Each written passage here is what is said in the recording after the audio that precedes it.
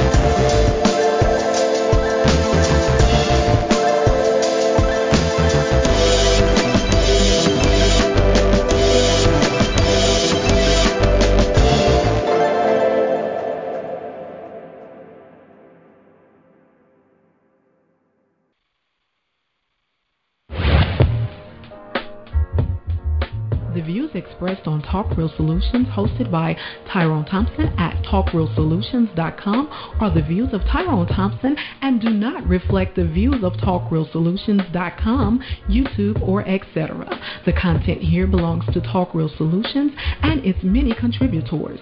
Views and opinions expressed by all contributors belong to them and not TalkRealSolutions.com or Tyrone Thompson, the host, or etc.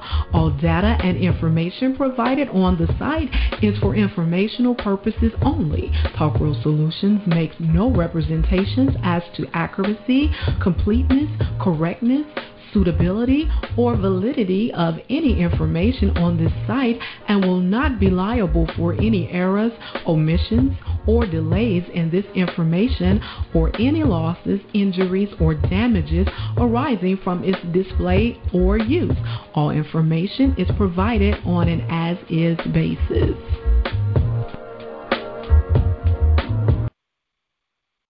In a world where there's crime, corruption, violence, murder, rape, theft, and all forms of atrocities that plague the world in which we live in today, what you're witnessing, we're living in a state of chaos, and it'll take a much greater or extreme chaos to restore the order in which we live in today. Good evening, black people. This is Chaos here. And tonight, I have a unique guest, special guest, and we're going to talk about a bunch of things. But before we get into tonight's subject, I'd like everybody to go to TalkRealSolutions.com. Under TalkRealSolutions.com, you see a 3-point plan for black empowerment, black achievement. And under a 3-point plan, you'll see the list of black established-owned banks located here in America. I believe we still have 30 banks still existing here. And if you already have an account on one particular bank, it wouldn't hurt opening a new account for a black-owned bank and start putting your money into these black establishments so that we can, start the process of economics, or what they call group economics. Also on the website, you'll find the latest articles, news that goes on here in America and abroad. And always we have the T.R.S. news every Thursday that starts at 9 p.m. And, we go through a lot of the articles and current events. So if you are not subscribed to or, to the website, that information is there. And also you can find my show and every other show on Talk Real Solutions on YouTube. You can type in Talk Real Solutions on YouTube, where you can find every show from ABC to myself and the news. And this show is broadcast on the average 6 to 7 days a week. And the days vary depending on who's here and hosting the show. But nonetheless, we are there. We're here live, and still kicking. And one other thing, you could also go to the donation tab and donate to the show, wherever the show is worth. It's, we appreciate it. That's also on the website as well. So that's pretty much it for the little short rundown. And, always, donate and subscribe. Now, for my guest tonight, if you dare, sir, press *6 and I believe 1, so I can see on the queue. Tonight's subject, Chaos Reign presents, let's talk about black biology with Minister EnQi. Now, let me see if I could check if if you press *6, actually 91541 pound and *61, so I can see you on the queue, so I can open your mic. If you dare, Minister EnQi. Let me check my board. I think it's okay. I think I see it now. All right. So as I open your line now, I'd like to welcome first time I believe on Talk World Solutions, Minister EnQi. So I'm waiting for this thing to unbleed. Come on. All right. Let me see if this will work. Okay, I get it now. Let's see. Okay, can you hear me, Ms. EnQi? I don't know if I open your line. Peace.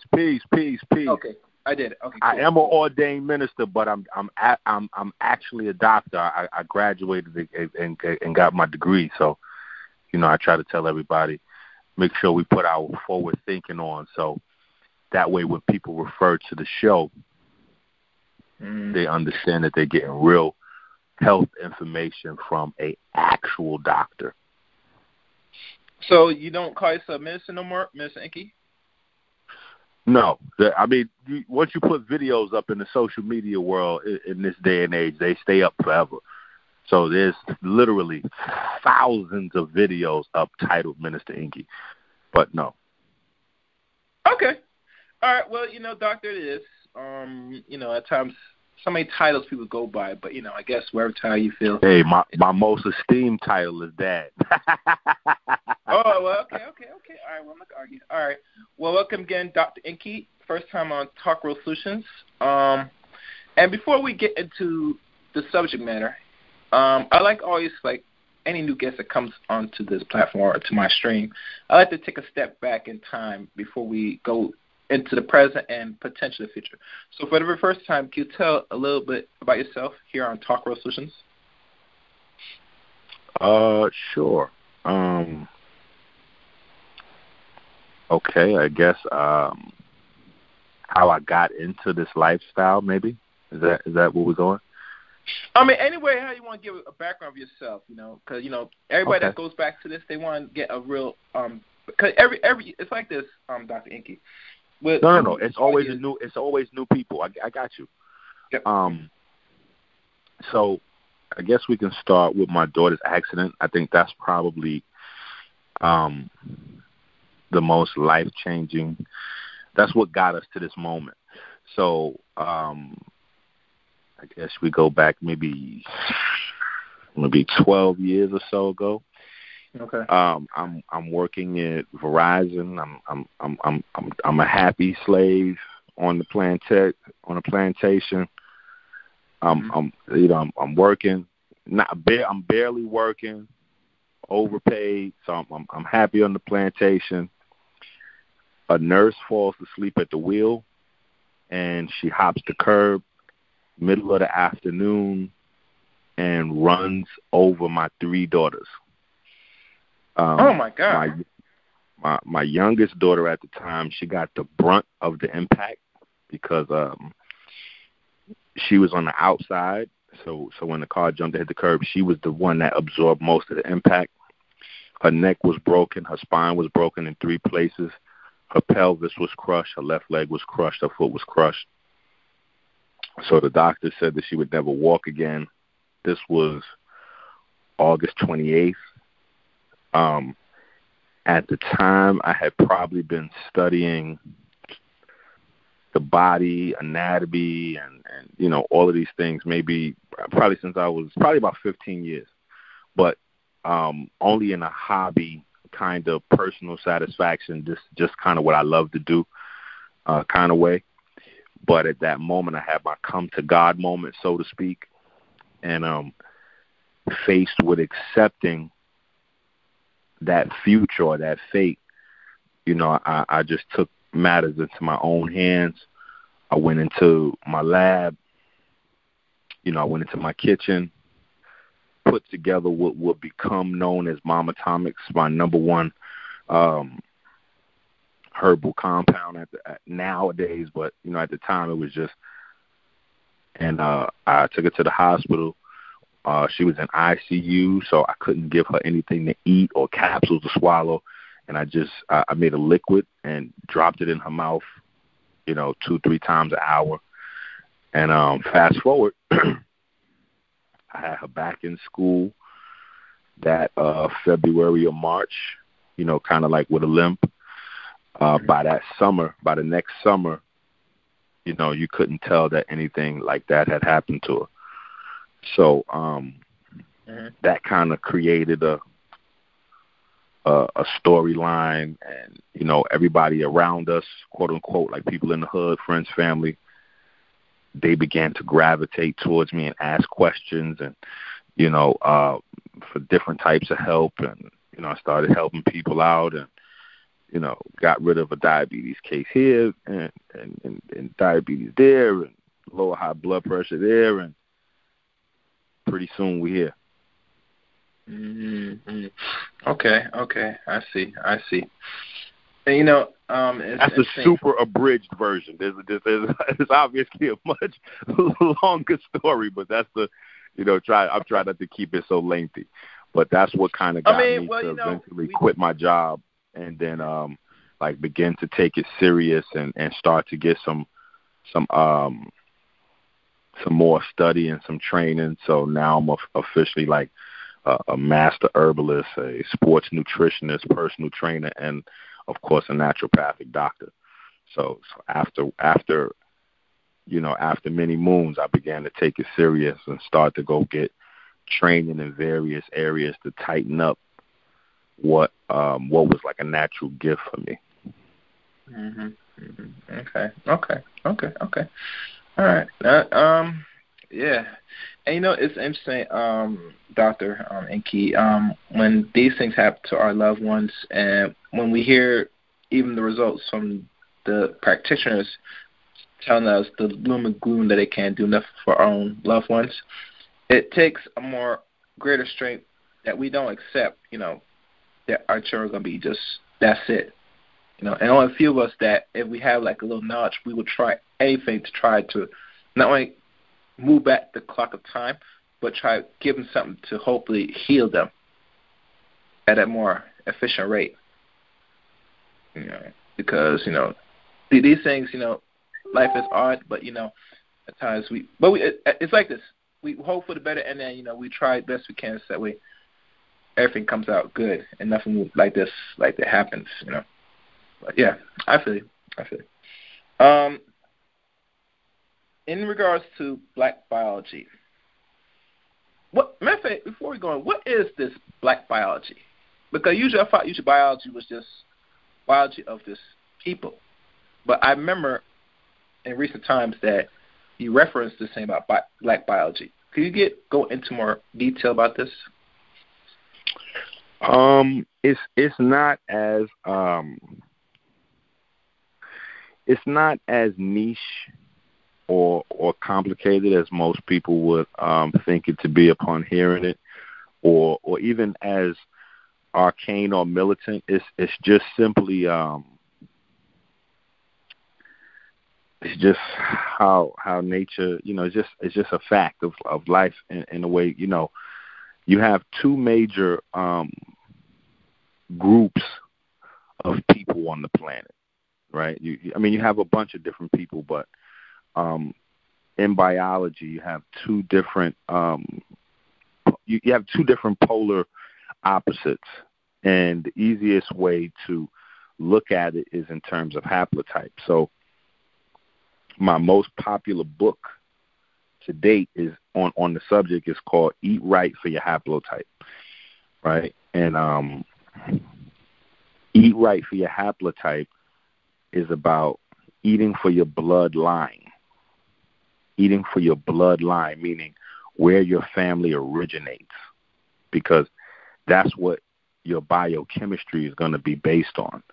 So if your family goes back to the equator somewhere, a hot region, you're going to have more pigment. More pigment means you're going to probably have more mitochondria. Your respiratory proteins on the mitochondria are going to be different. Your anabolic hormones are probably going to be at a different rate. So your enzymes are going to be different. Like almost all of the smaller nuances in the body are going to be different, because over time your body adjusts to where it is. So if you're in a polar haplotype, right? If you're in a polar haplotype, then your ancestors meet that. And this is kind of some of the reason why there's a lot of confusion in the trending dietary program, where you have a lot of people promoting the benefits of going vegan, and then you have a lot of people promoting the benefits of paleo and going back to a raw meat kind of diet. And the reason why you have those two types of diets emerging as very beneficial at the same time, when they're both actually polar opposites to each other, is simple. You just use a Cam's razor. A Cam's razor is because you have two basic types of people. When you test a diet in a group of people, it's really going to be based on the biochemistry, how beneficial that diet is for the people.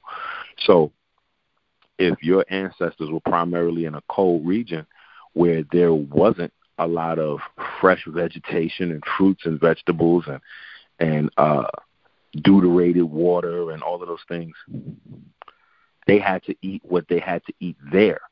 So meat being the primary, so meat being the primary thing there, that's going to their bodies develop enzymes to process the meats, et cetera, et cetera, et cetera. So their muscles, the way they think, their cognition, like it's all predicated around the diet. Your diet is a lot more important for people than we give it credit, especially in our community. So for us, for example, I listened to the intro of the show. Not only is just the fruits and vegetables very important, but lighting is very important, right? So a lot of people know I'm big on, expensive light bulbs, so to speak. I tell everybody you need to have UVB light in your house.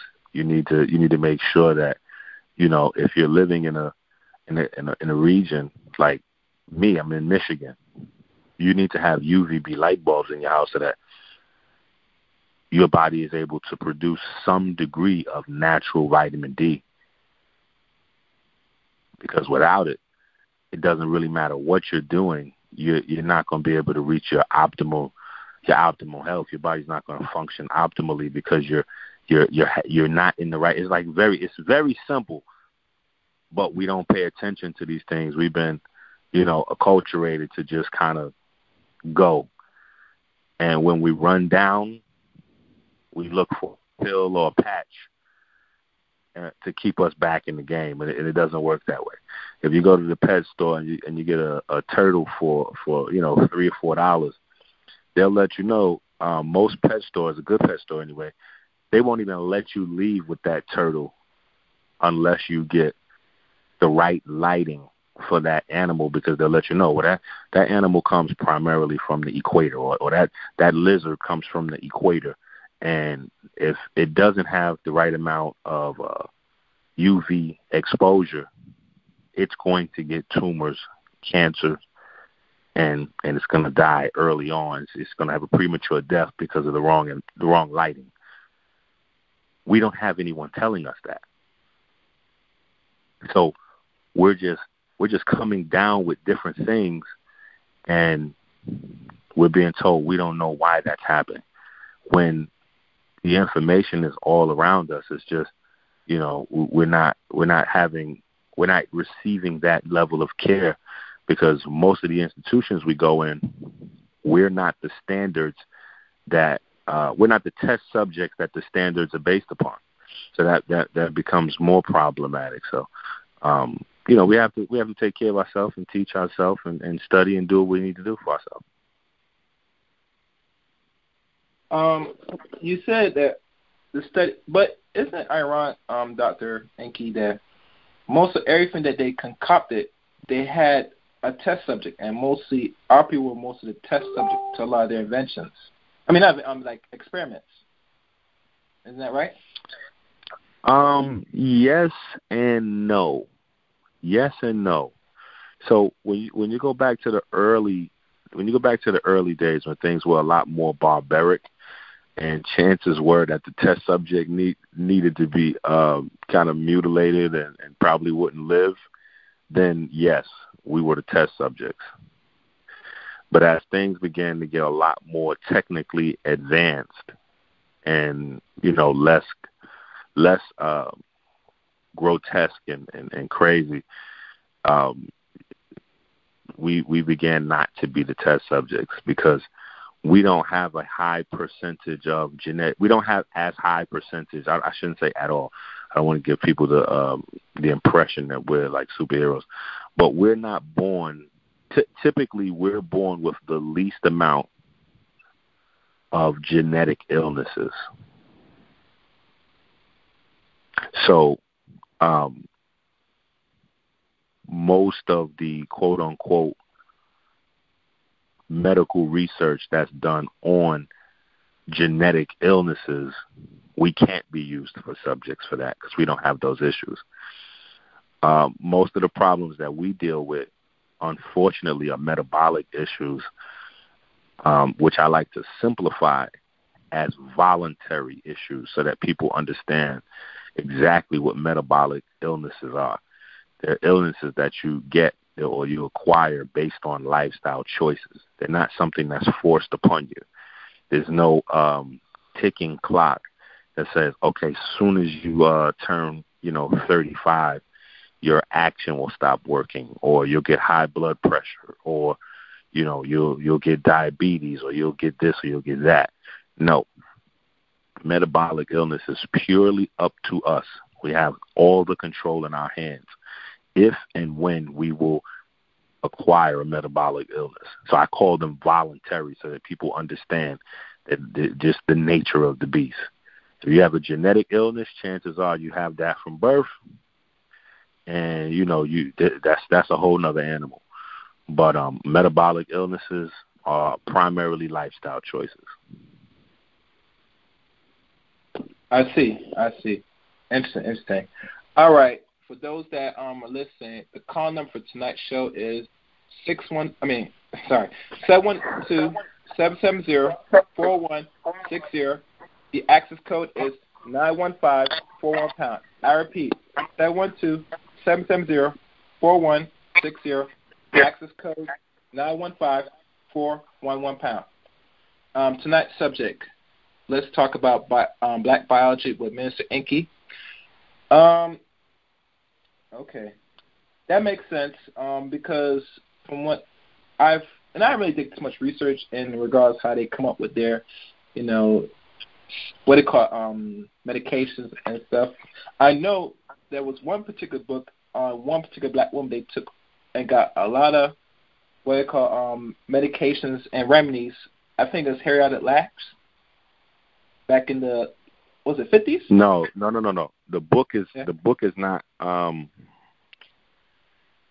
the book is not necessarily called Henrietta Lacks. Henrietta Lacks was her woman who's not her, yeah. Right. She was the woman whose cells they took and started to develop various medical protocols and applications, and did a lot of research, and literally generated millions and millions of dollars in research.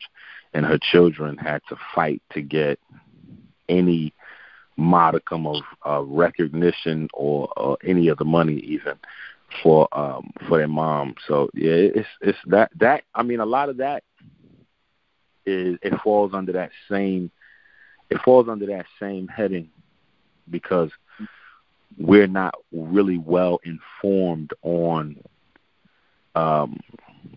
hospital protocol even, which is a whole nother area, but it still goes back to, for me anyway, the Bible, Hosea 4:6. My people die for lack of knowledge because they rejected knowledge. You know, when I was a child, when I went to the hospital, I don't ever remember like going to the hospital through the front door, right? Most of the time as a child, when we went to the hospital, it was through the emergency room. Okay, I think that's the back door. I could be wrong. Well, it's not necessarily a back door, but it's a separate entrance. So you have the emergency room entrance. So it's not necessarily like a back door, but the rules are different. So if you set an appointment and you have a family doctor and you walk in through the front door, there's a whole nother set of rules that apply to you as opposed to if you come through the emergency room. If you come through the emergency room, immediately whatever you're coming into the emergency room for is deemed by you as emergency. And so you turn over, especially once you sign those intake forms, you turn over a large portion of your rights to whoever is attending that night or that day, to do whatever they deem fit to quell your issue, right? Wow. And so a lot of times, who's in the emergency room is not even a doctor. A lot of times in the emergency room, it's a nurse or it's an intern.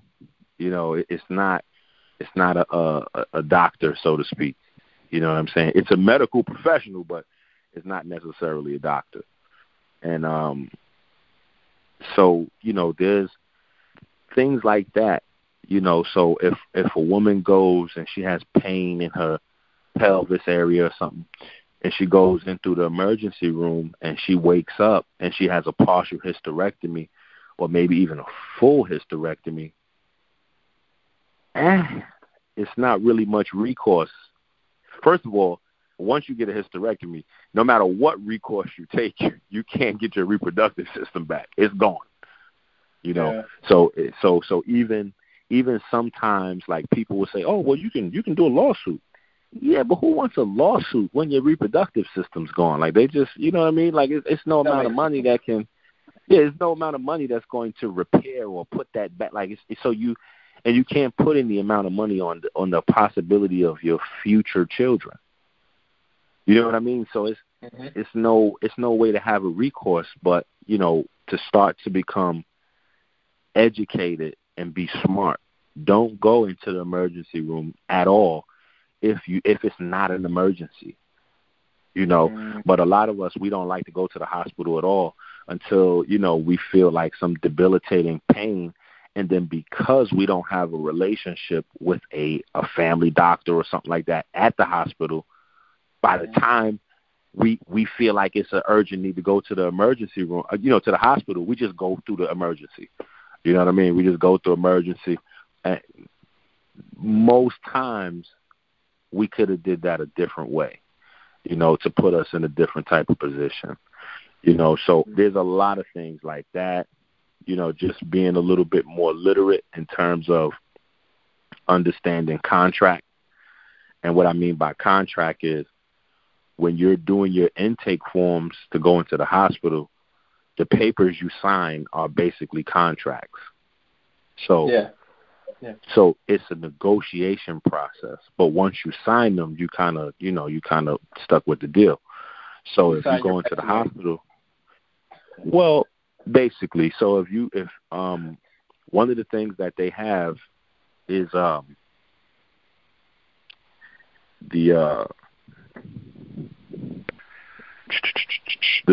tissue agreement, where you're basically signing over your tissue to the hospital so that they can, dispose of this, potentially hazardous waste. They frame it that way, any way they see fit. And that's kind of where you walk down that road where, you get into that Henrietta Lacks kind of space where your tissues may be replicated or sold unbeknownst to you. Somebody could be generating a bag off of your genetic material, and you might be struggling to pay the doctor bill. Like, you might get a $500 or $1,000 doctor bill in the mail you trying to duck. Meanwhile, they done took what you left in the hospital and they done got a few $100,000 off of it. And so my thing is, a lot of people just, they grimace at that whole reality. And my thing is just conscious awareness. I don't think it's such a bad deal if you were able to, have a part of the conscious commerce with your genetic material. If you were able to say, nah, I don't think I want to do that with my genetics, or, hey, what did you, let's split that. If you made $100,000 off my tissues, I'm supposed to get at least $50,000, like, 60-40. I mean, like, keep it fair. You know what I'm saying? I get piece of half, you get half. We even. You know what I'm saying? So no win-loss. I could use that $50K for something. Put it down. Absolutely, because you have people struggling to bury their loved ones once they pass on, and sometimes there's body parts that they take from even your family that may be transitioning. And so there's one level where, spiritually and morally, we may not all agree to that practice, right? If your mother passes, you don't want the coroner harvesting your mother's, her eyes or her retinas or her corneas, without your permission. You may feel like you don't want them harvesting anything off your mom's body at all. You know what I mean? But you definitely don't want them to make, $30,000, $40,000, $50,000 off of your dead loved one, and you and the family are struggling to pay to bury them. Burial. So it's just issues like that may not be so crazy that, these are just things we got to think about. And so I think as we become more aware of these things, we'll be able to kind of shift some things around going into the future, because it's not like the things that we're talking about now are not like primarily black issues. They're just lack of, they're just ignorance issues. If you don't know what's going on, you'll be taken advantage of. You know what I'm saying? Period. Definitely. So so it's not necessarily like they're just picking us. It's just, we just got to start to circulate the information and reprioritize how we look at our body and how we look at the study of our body. Because if we're not studying us,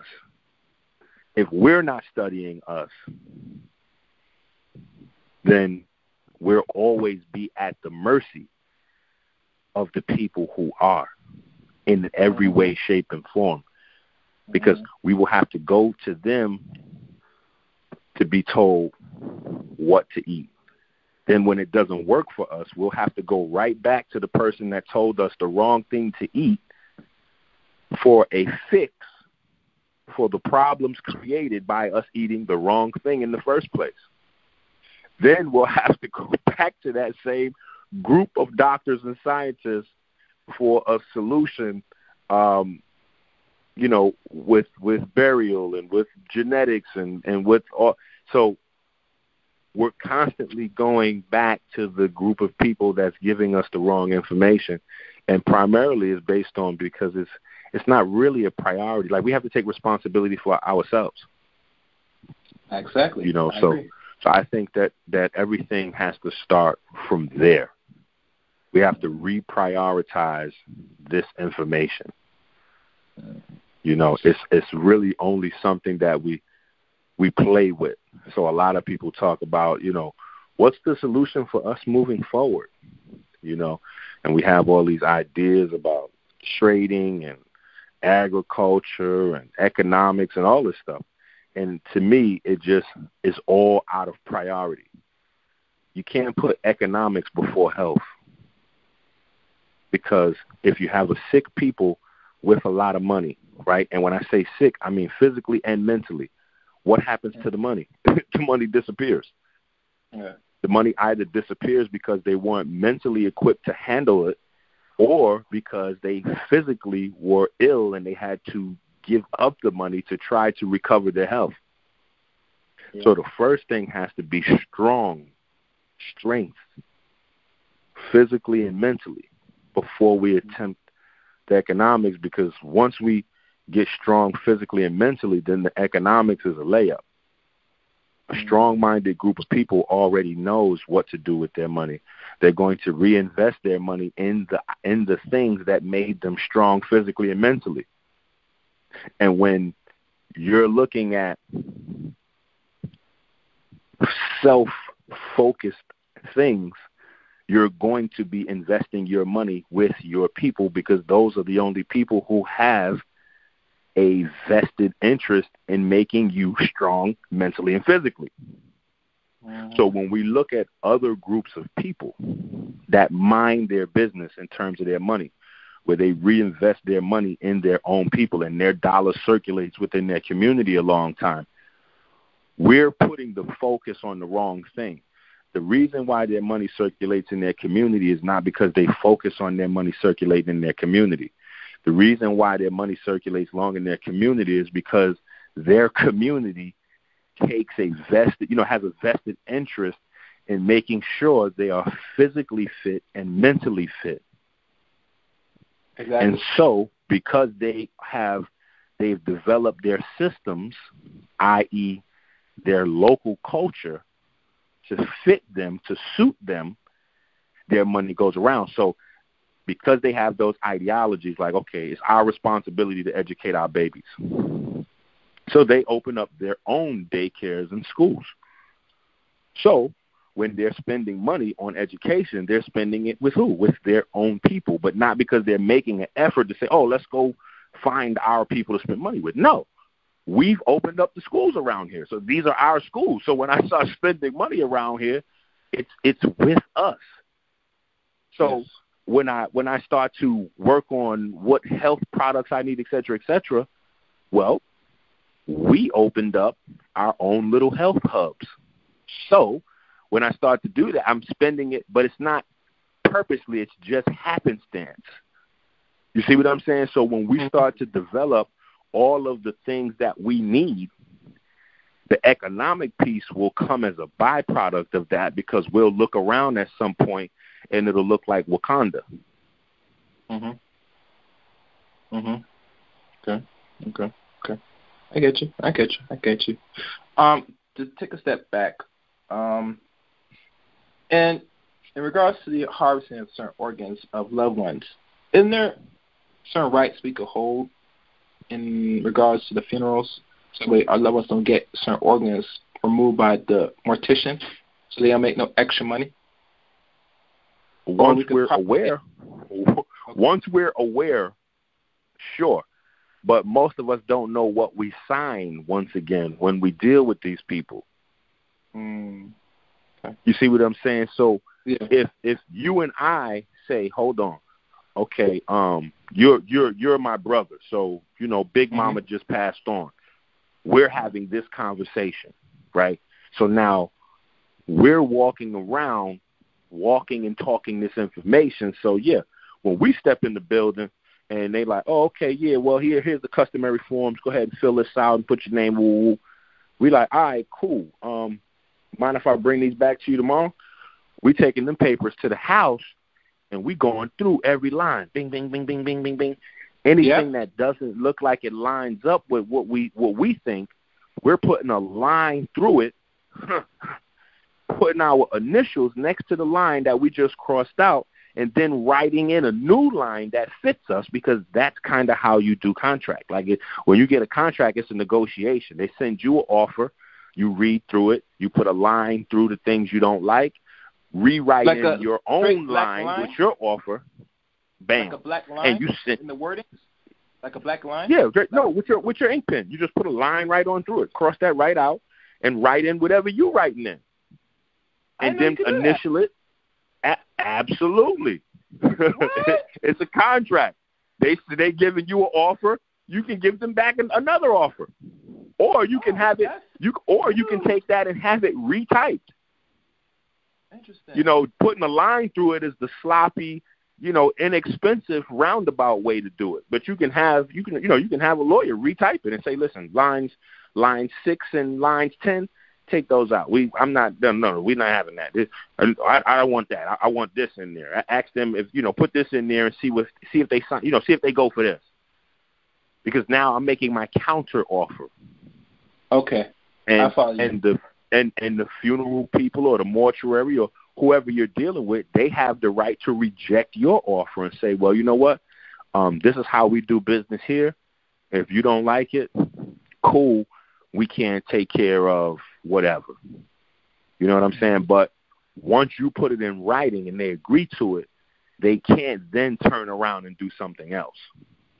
I see. But if they do, they'll be breach of contract. If they do, it'll be a breach of contract. I could sue them. Absolutely. I get you. Okay. All right. Absolutely. The reason why I had to stop you and ask that, because I always hear about contracts, but I did not know the way how the terms it goes, that if you offer me something and I just sit there sign it like any typical slave without really looking at examine word by word, because the language in certain words can trick you. That's why you gotta have a second person look over it before everything. I didn't know you could like take a line of ink and cross out and rewrite this I want different. I'm not agreeing by that. I did not know that. That's something new. Yeah, it's just like with afterbirth in the hospital. If you take your lady to the hospital or whatever the case may be to have a baby, typically the doctors give you the impression that you have to let them keep the afterbirth. Mm-hmm. But you can go right in there and be insistent and be like, nah, bruh, we're leaving with everything we coming in here with.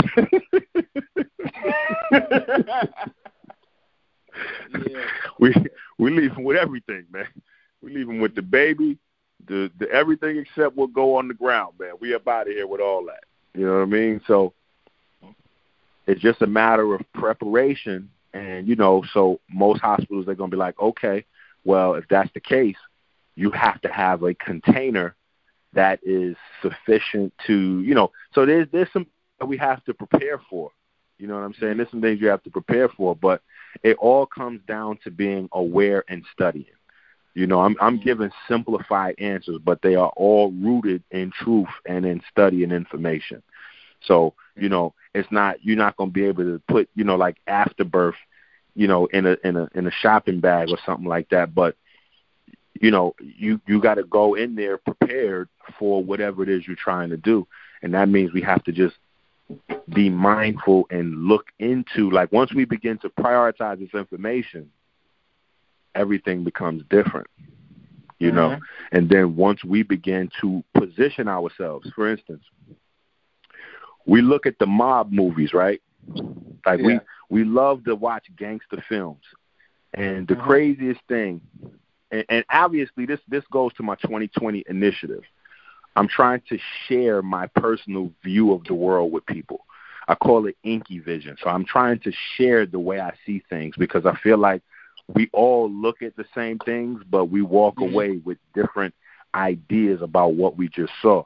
So we all look at the gangster movies, especially in our community. We hold gangster films up there, we hold gangster films to almost a high prestige as a Quran or a Bible.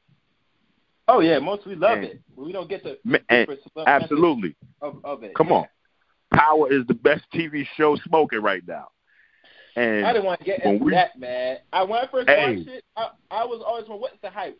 But I'm telling you right now, EnQi. Listen, let me tell you, because this is go ahead. This is important that we need to see this. So when we look back at The Godfather, when we look back at Scarface, The Goodfellas, and all of these classic movies that created this industry, The Sopranos, even later, much later on, but still coming along that, these guys were doing whatever they needed to do so that their children would then grow up and, okay, we're going to put Tommy in law school. We're going to put Susie in medical school. Oh, no. Jimmy can't go to, no. Jimmy has to go to medical school. We already got 2 lawyers. We don't have any doctors in the family yet. Okay, well, hold on. We don't have any accountants either. So, okay, well, cool. Instead of medical school, we'll put, the children almost didn't even have a say. Period. You're going to fill these gaps because we need these in the family, not even in the community. They weren't even thinking community. Community has to be a byproduct, a secondary byproduct of family instead of us trying to figure out the community. We got to work on figuring out our household. So when you look at these gangster films, they were positioning the family to be able to provide the family with everything the family needed. So even if that first generation didn't have education and all they had was brute strength and, they had to do whatever they had to do to get to the level they wanted to get to, the idea was the children were going to be the lawyer, the doctor, the storekeeper, the accountant, boom, boom, boom, until all those necessities were taken care of. And when you have that situation going on, it's you step out into the world in a total new level of empowerment, almost like a superhero. Because anytime you step towards paperwork, you're passing your paperwork to your son, your daughter, your niece, your uncle, who's your lawyer, who's going to take care of it for you. So anything slick that's in the paperwork, okay, don't worry about it. I'll bring this back to you tomorrow. Let me let Jimmy look at this thing here because, I don't want to deal with these people. Bam, taken care of. You got to go to a hospital, even if the hospital is specialized in something that your family member may not be a specialist in. They still, because they're in that field, they understand enough to know when something's going on that's not right. Yep. Hey, get a second opinion. It's cool. You don't have to just go get a second opinion. You know what I mean? Go somewhere else. Okay, you got diagnosed at the hospital, but that doesn't mean you have to get your treatment from that hospital. Just because you get diagnosed by a hospital doesn't mean you have to accept the treatment. So if you go to a hospital to get checked out and they say, oh, well, you have a tumor right here in your nose, and, the best thing for us to do right now is give you chemo and cut off half your nose. Most of us just start panicking and go along with the program. Yeah. We don't realize that in our mind we can say, okay, cool, you know what? Let me think about it. I'm going to go check this out with, somebody else. Mm-hmm. Oh, well, no. You got to get this done now because if you wait, it gets worse. If you wait, it gets worse. They scare the hell out of you into making a decision. And we don't realize that really what's happening is it's a sale. Yep. It's a sale. Bingo. You're dealing with a salesman, and he's in business. He doesn't want you to go get your drugs or your surgery from someone else. He wants to make sure you get it right now from me. So I'm going to put this fear of death into you. Like, no. I'm cool. 24 hours is not going to kill. I mean, in some instances, 24 hours may, but most times you have time to go get yourself a second opinion. Exactly. Or decide that you want to go an alternative direction and do some other things. You know what I'm saying? So we just have to be more aware so that we can make some different decisions, because I'm not one of those people that would tell you herbs is going to get you out of every surgery. Mm-hmm. I'm not somebody that's against hospitals or doctors. I'm just against uneducated decisions. I'm not totally against vaccines. I'm just against uneducated, religious vaccine taking, right? I think everything should be a matter of education and free will, making a decision like, oh, okay, well, I don't want to do this. I don't think I need to do this, so I'm not going to do this. But if you don't have information, you can't make sound decisions. Well, so you go ahead. If you think about, you said free will. When we go into any establishment, the number one thing is to not to present that you have free will or let you know you have free will. They try to give you only one option. Because correct. Listen. No, wait. Let me just add this right there, because that's a good point you're making. A lot of people make that point. But here's the problem with that. Okay. They're doing the right thing. They're actually doing the right thing. If you bring your car into a tire shop and you have a problem, the guy is going to look and try to relate everything to a flat tire, a wheel alignment, something where he can get a purchase out of you here. Yes. It's your job. It's our job to be able to understand what's happening so that we can make, better decisions to put ourselves. So we can't hand over the power by not having enough information to be able to at least say, nah, bro, I think I'm going to go ahead and let somebody look at this radiator. I think I'm going to go ahead and let somebody look at this engine real quick before I make a decision,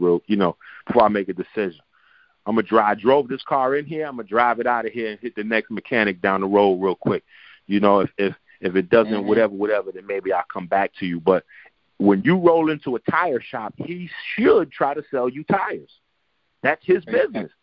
You know what I'm saying? If you walk into a grocery store where they sell milk and cheese, hey, they should try to sell you milk and cheese. You're in a milk and cheese place.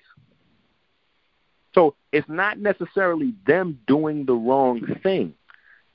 It's just us being ignorant of the situation, being able to be pushed into the wrong direction because we don't know any better.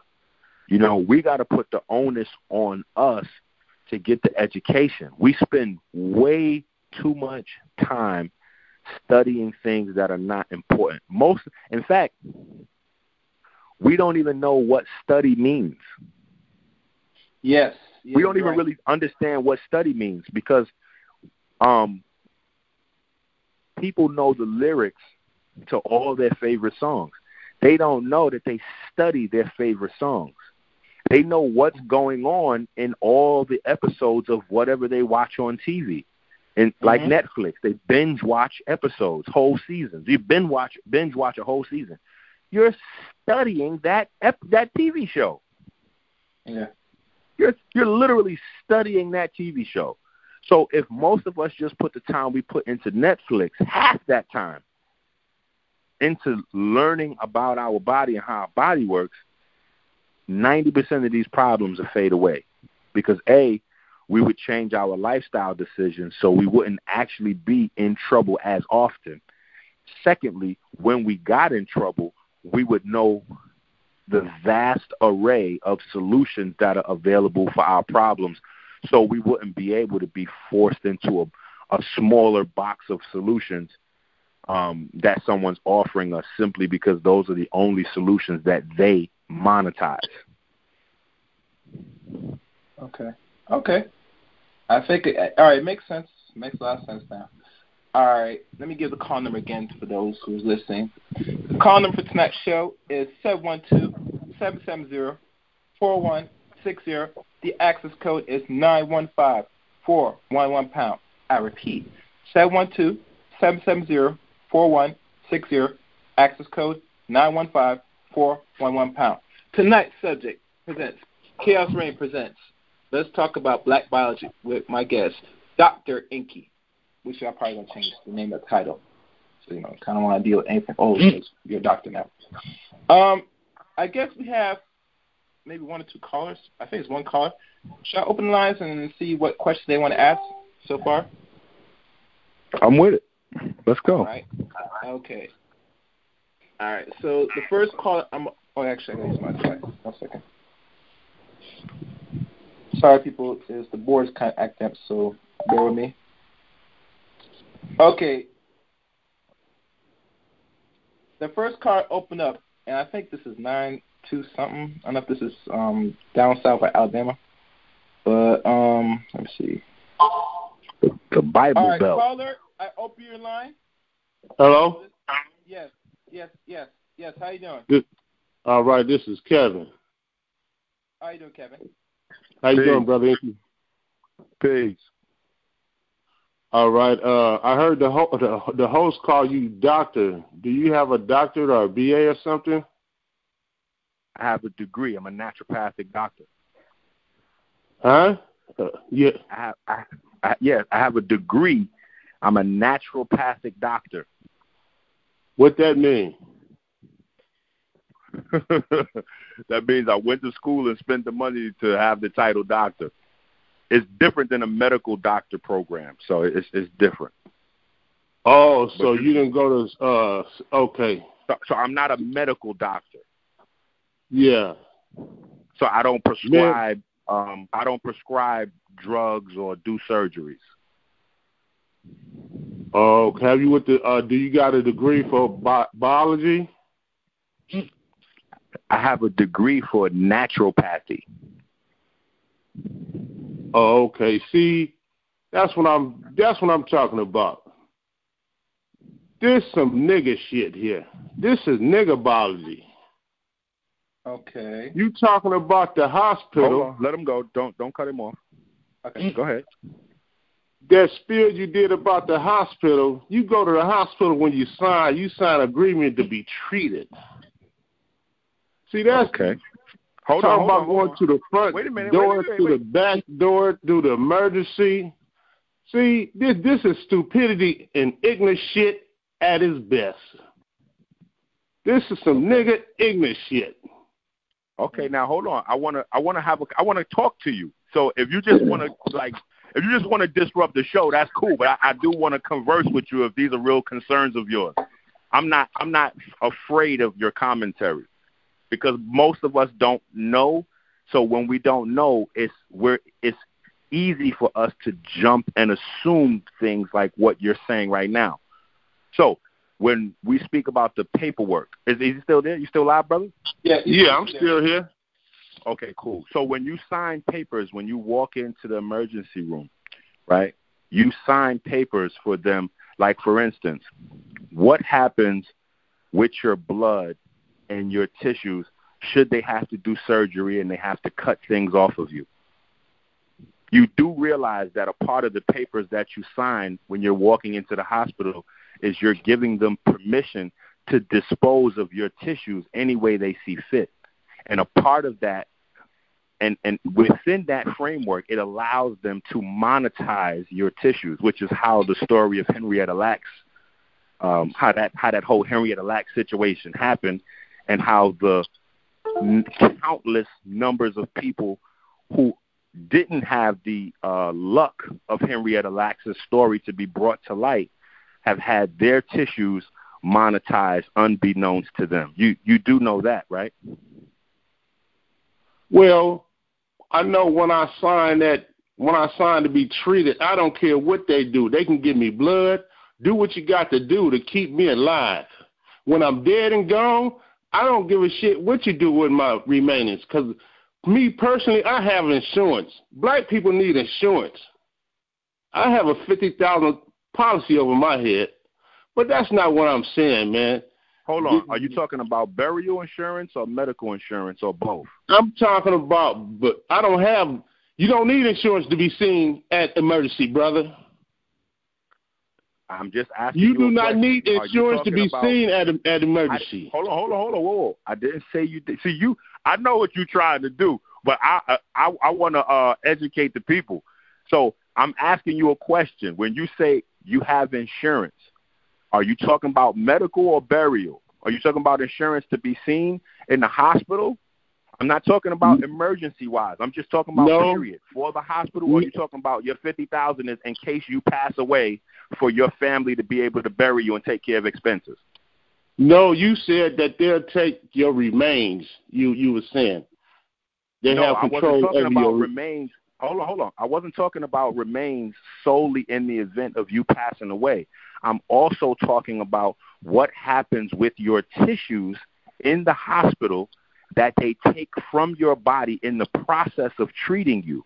So although there are people like you, right, that don't really care about your body in that way, maybe you don't care, maybe you're already rich, maybe your children are already set, but for a large percentage of us, if we're struggling day to day and I go into the hospital because I have something wrong with my pancreas or something wrong with my prostate, and within the process of them fixing me, treating me, they remove some tissues from my body that become scientifically relevant, and now they're able to generate hundreds of thousands, even into the millions of dollars based on the excess tissue that they took from my body.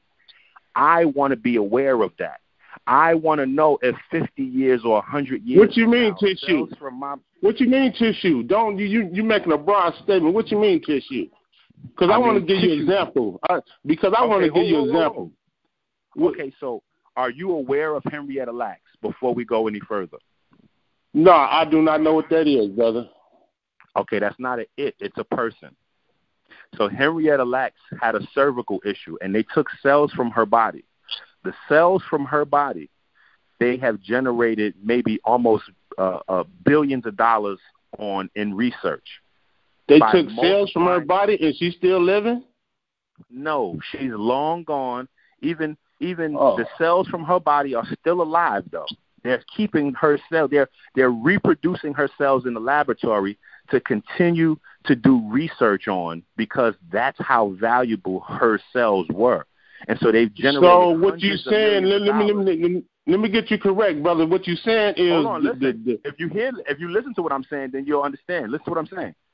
So they generated hundreds of millions of dollars with her tissues, and her family had to struggle in poverty to bury their moms, to deal with their moms, even the rest of them just living in poverty. Meanwhile, millions of dollars are being generated from their tissues, from their bloodline, from the things that make their cells unique to them.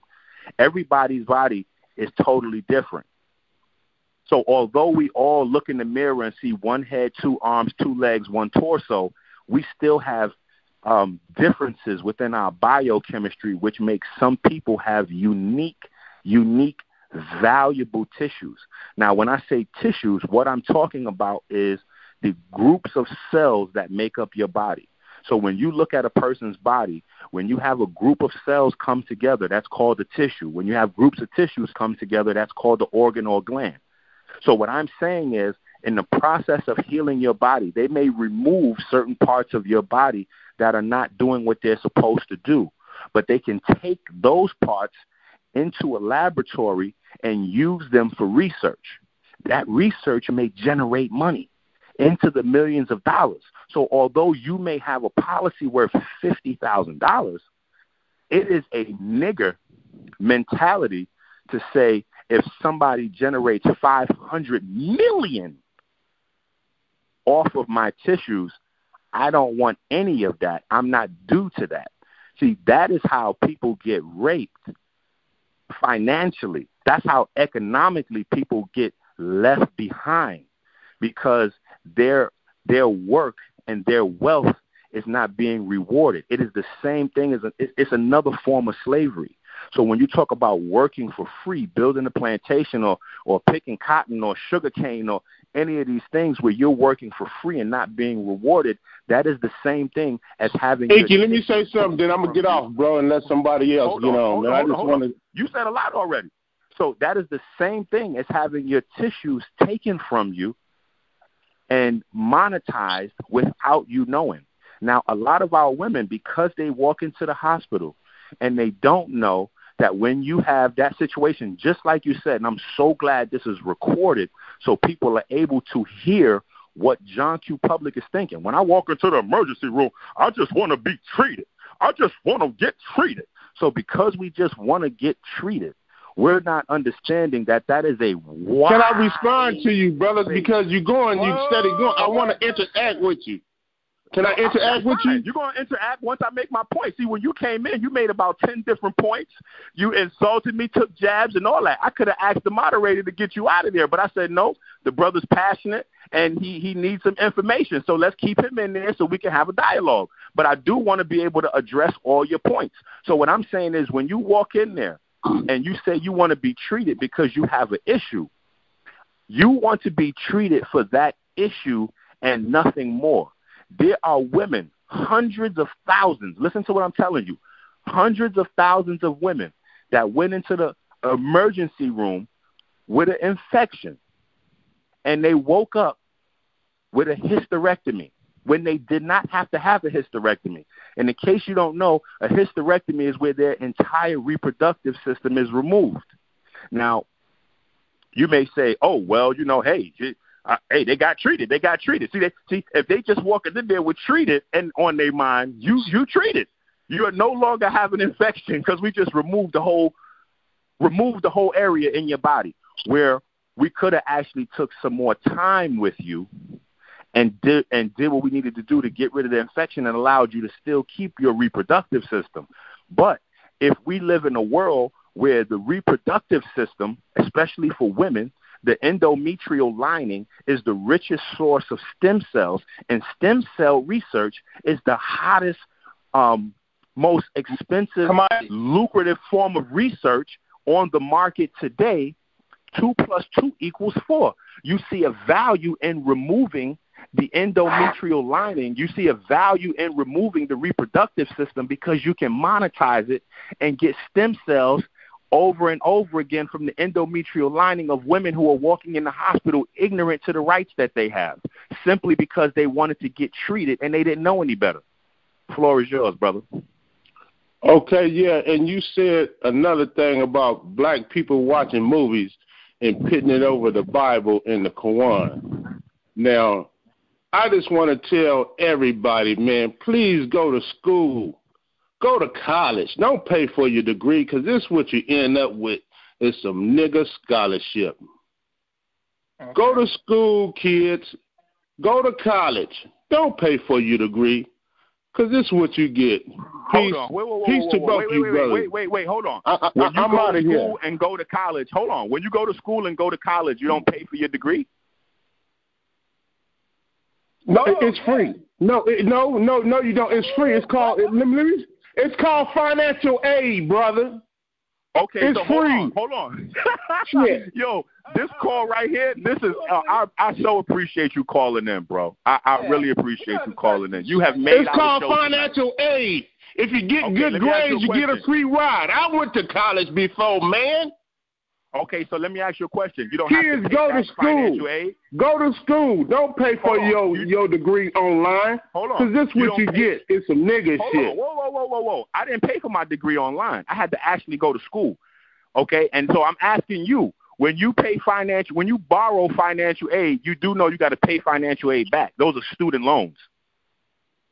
Mm-hmm. You don't pay no fucking financial aid back, man. You pay student loans back. You see what I'm saying?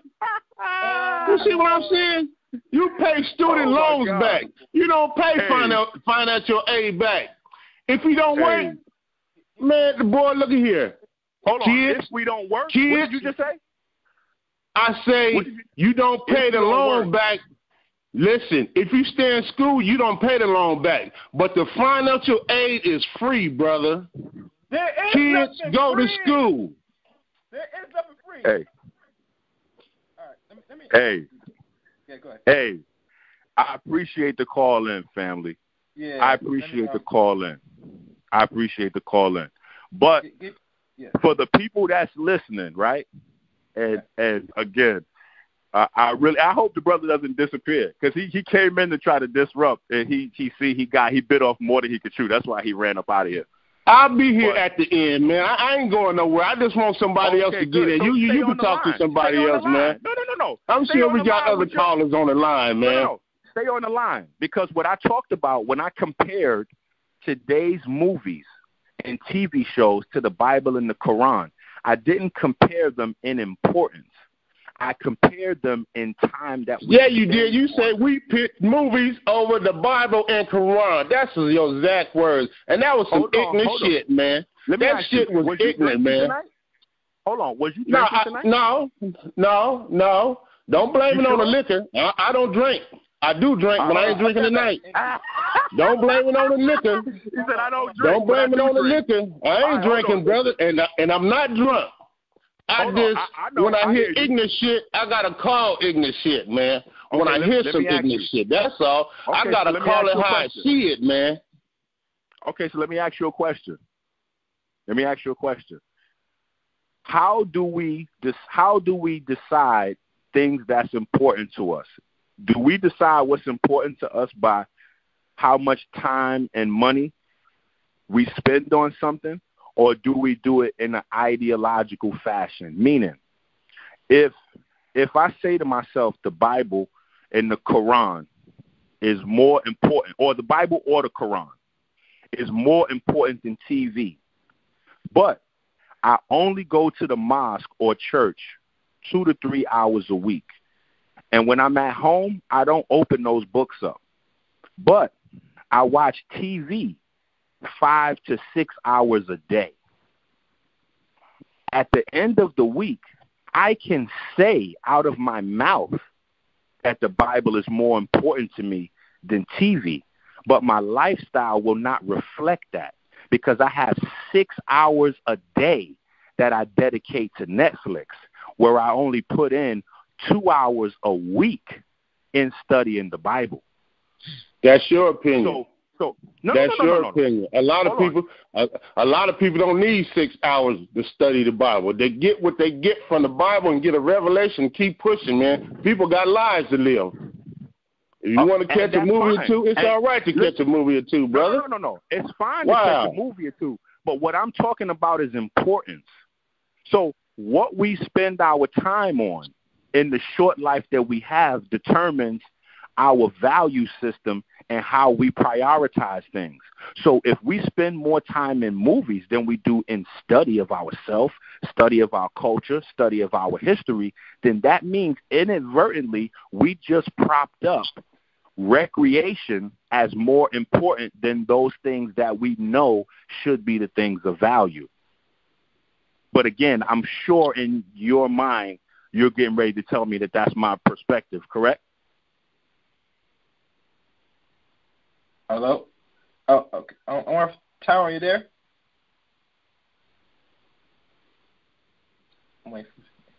I'm sorry, EnQi. Hey, Gary, I'm here, man. What happened? Did he drop off or something? It looked like he dropped out. But this one, I'm going to open the next line. You got to bear with me, Dr. EnQi, because I'm using the app to run the board. This conference is acting up. So I'm just going to slowly open a certain line and try to get this corrected. So let me open the next line. All right? All right. I'll go on mute. Okay. You there, Dr. EnQi? Of course. Okay, all right. Let me open the next line. The next line I open up, 936. Hello, caller. You have any questions for Dr. EnQi?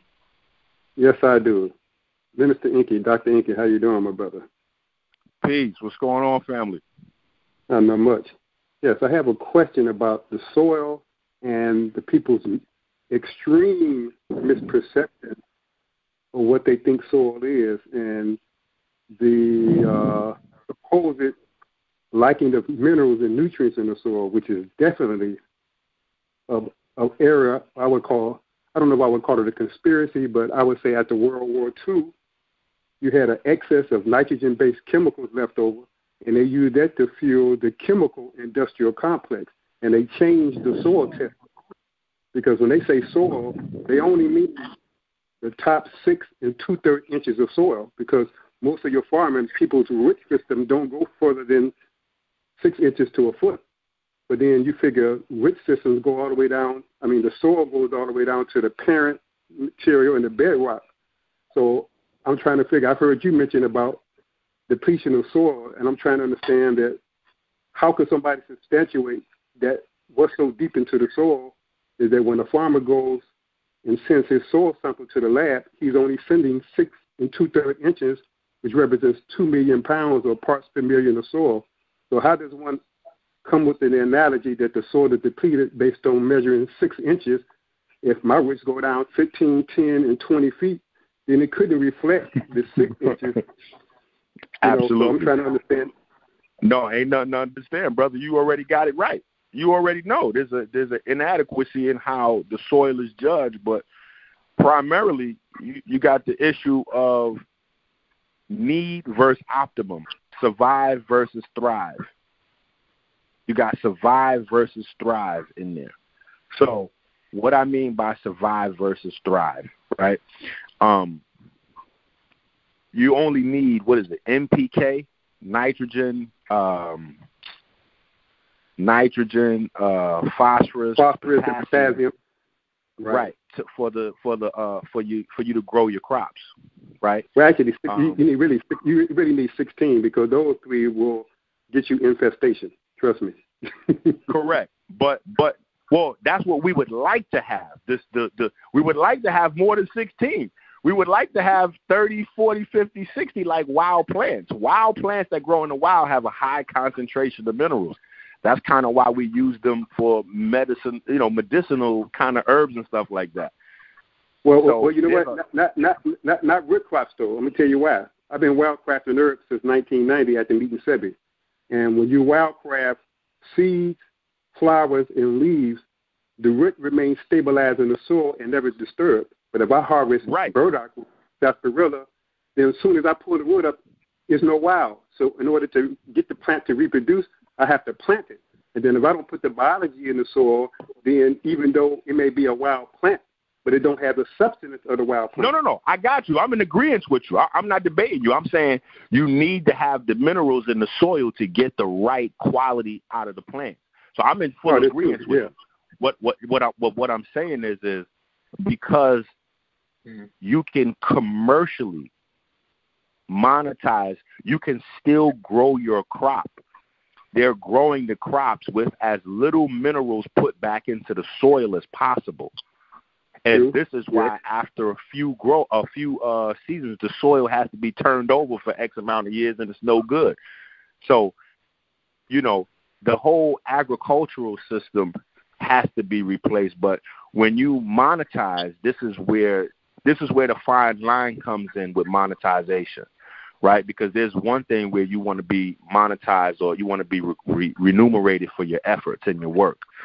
But then you start to put together the lowest quality to get the most out of it, which is ideology in today's business. I want to spend the least amount of money to make the most amount of money back. Well, when you're dealing with something that people need to eat to live, that creates other problems.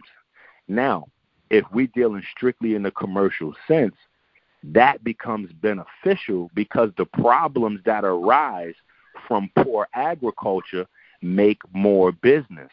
So because I have poor agricultural standards, I'm going to have a sicker group of people that live off of this food that's grown this way. So now I get to make more money because now I get to sell these people more medication. I get to sell them more gym memberships.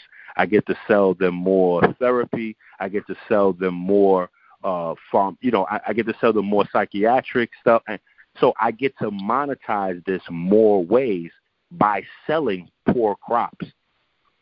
You see? So that brings on the scenario.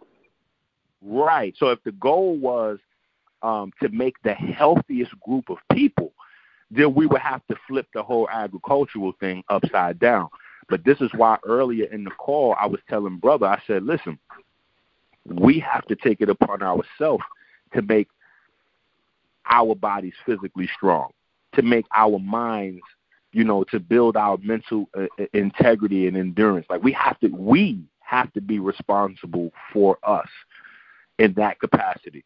And so when we do that, like for instance, when you go to more affluent communities, they always have a farmer's market that caters to specific things based on just their culture.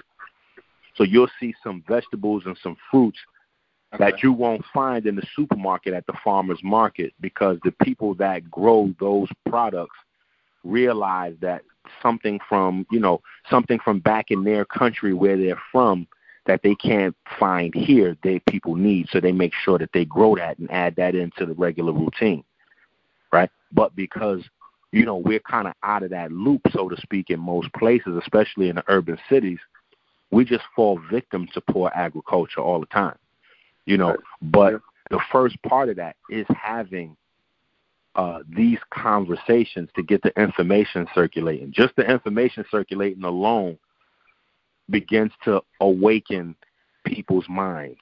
So just like the brother that we just had on, in his mind, he want to walk into a hospital and just receive treatment. You know what I'm saying? He don't care if they steal his tissues. He don't care if his wife goes into the hospital or his daughter goes into the hospital with an infection that they could have just gave her some antibiotics for. But meanwhile, instead of giving her some antibiotics, they gave her a partial or full hysterectomy and removed her reproductive system as long as she got treated.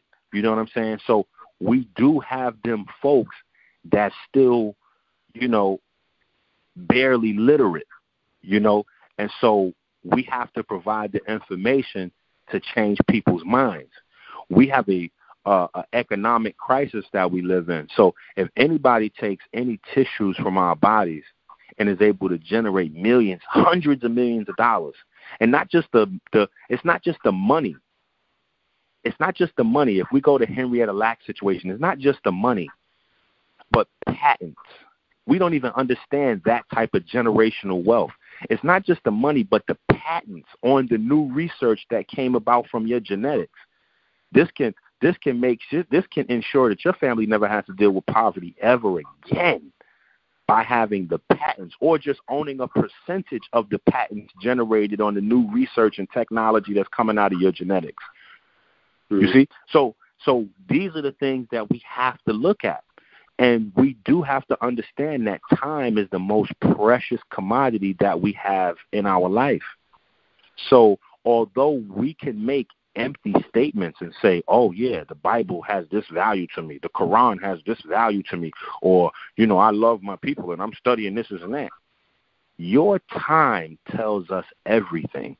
So if you spend 20 to 30 hours a week watching TV, and you spend 1 hour studying your health or 1 hour studying economics, you might think in your mind that you've prioritized economics or health or your religious or spirituality pursuits higher than your recreation. But in reality, when we look back at your time, we're going to see a different story. You know what I'm saying? So what you're telling us right now, what you're sharing with us right now, it doesn't come by hours and hours being glued to Netflix. You see, I don't.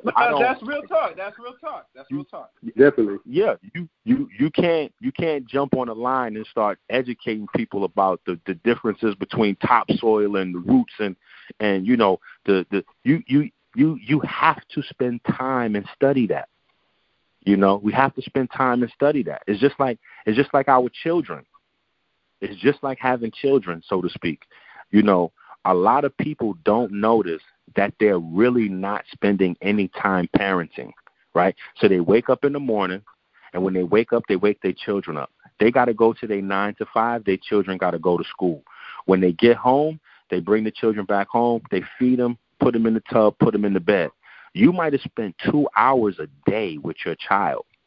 Mm-hmm. You have the least influence on your child because you're spending no time with them. So in your mind, even though you may think you have prioritized being a parent, you really didn't, because you prioritized going to work more than necessarily spending time with your child. And some people say, yeah, but I got to get this money in order to feed them, keep a roof over their head, et cetera, et cetera. Maybe. But you could put some of that time into educating yourself, so that maybe you start your own business so that you don't always punch in somebody's clock. Maybe you create a business that you can even share with your children, so at some point you're working with your children all day and not without them. Like there's always another option. Now we have to manage our time. Time management is one of the most crucial things that we overlook. So brother that called in, it's the most vital thing that. Hey, listen, that's why I kept saying leave brother on the phone, because he's a prime example of John Q. Public. Now I know he called in what he thought he was calling in to disrupt it, the show. You know what I'm saying? But hello, he actually wound up being our project. No, hold on. Hello. You talking? I hear you back. Relax a second. Here I go. Here I go, EnQi. I know. I want you to be our project for the whole show. I'm going to talk about you the whole show. You are our prime example of what happens when we are not investing our time into study. Can I ask you a question? No. You can ask me. Is not finished. Oh wait. No, once I finish with the other caller, then you feel free to. They work. I'm not the. You stick around. Trust me. I have more time for you. Okay, I'll be back. So you can go off the call, study some stuff, try to come back with more disruptive information. I got. Have you ever stepped foot on a college campus before?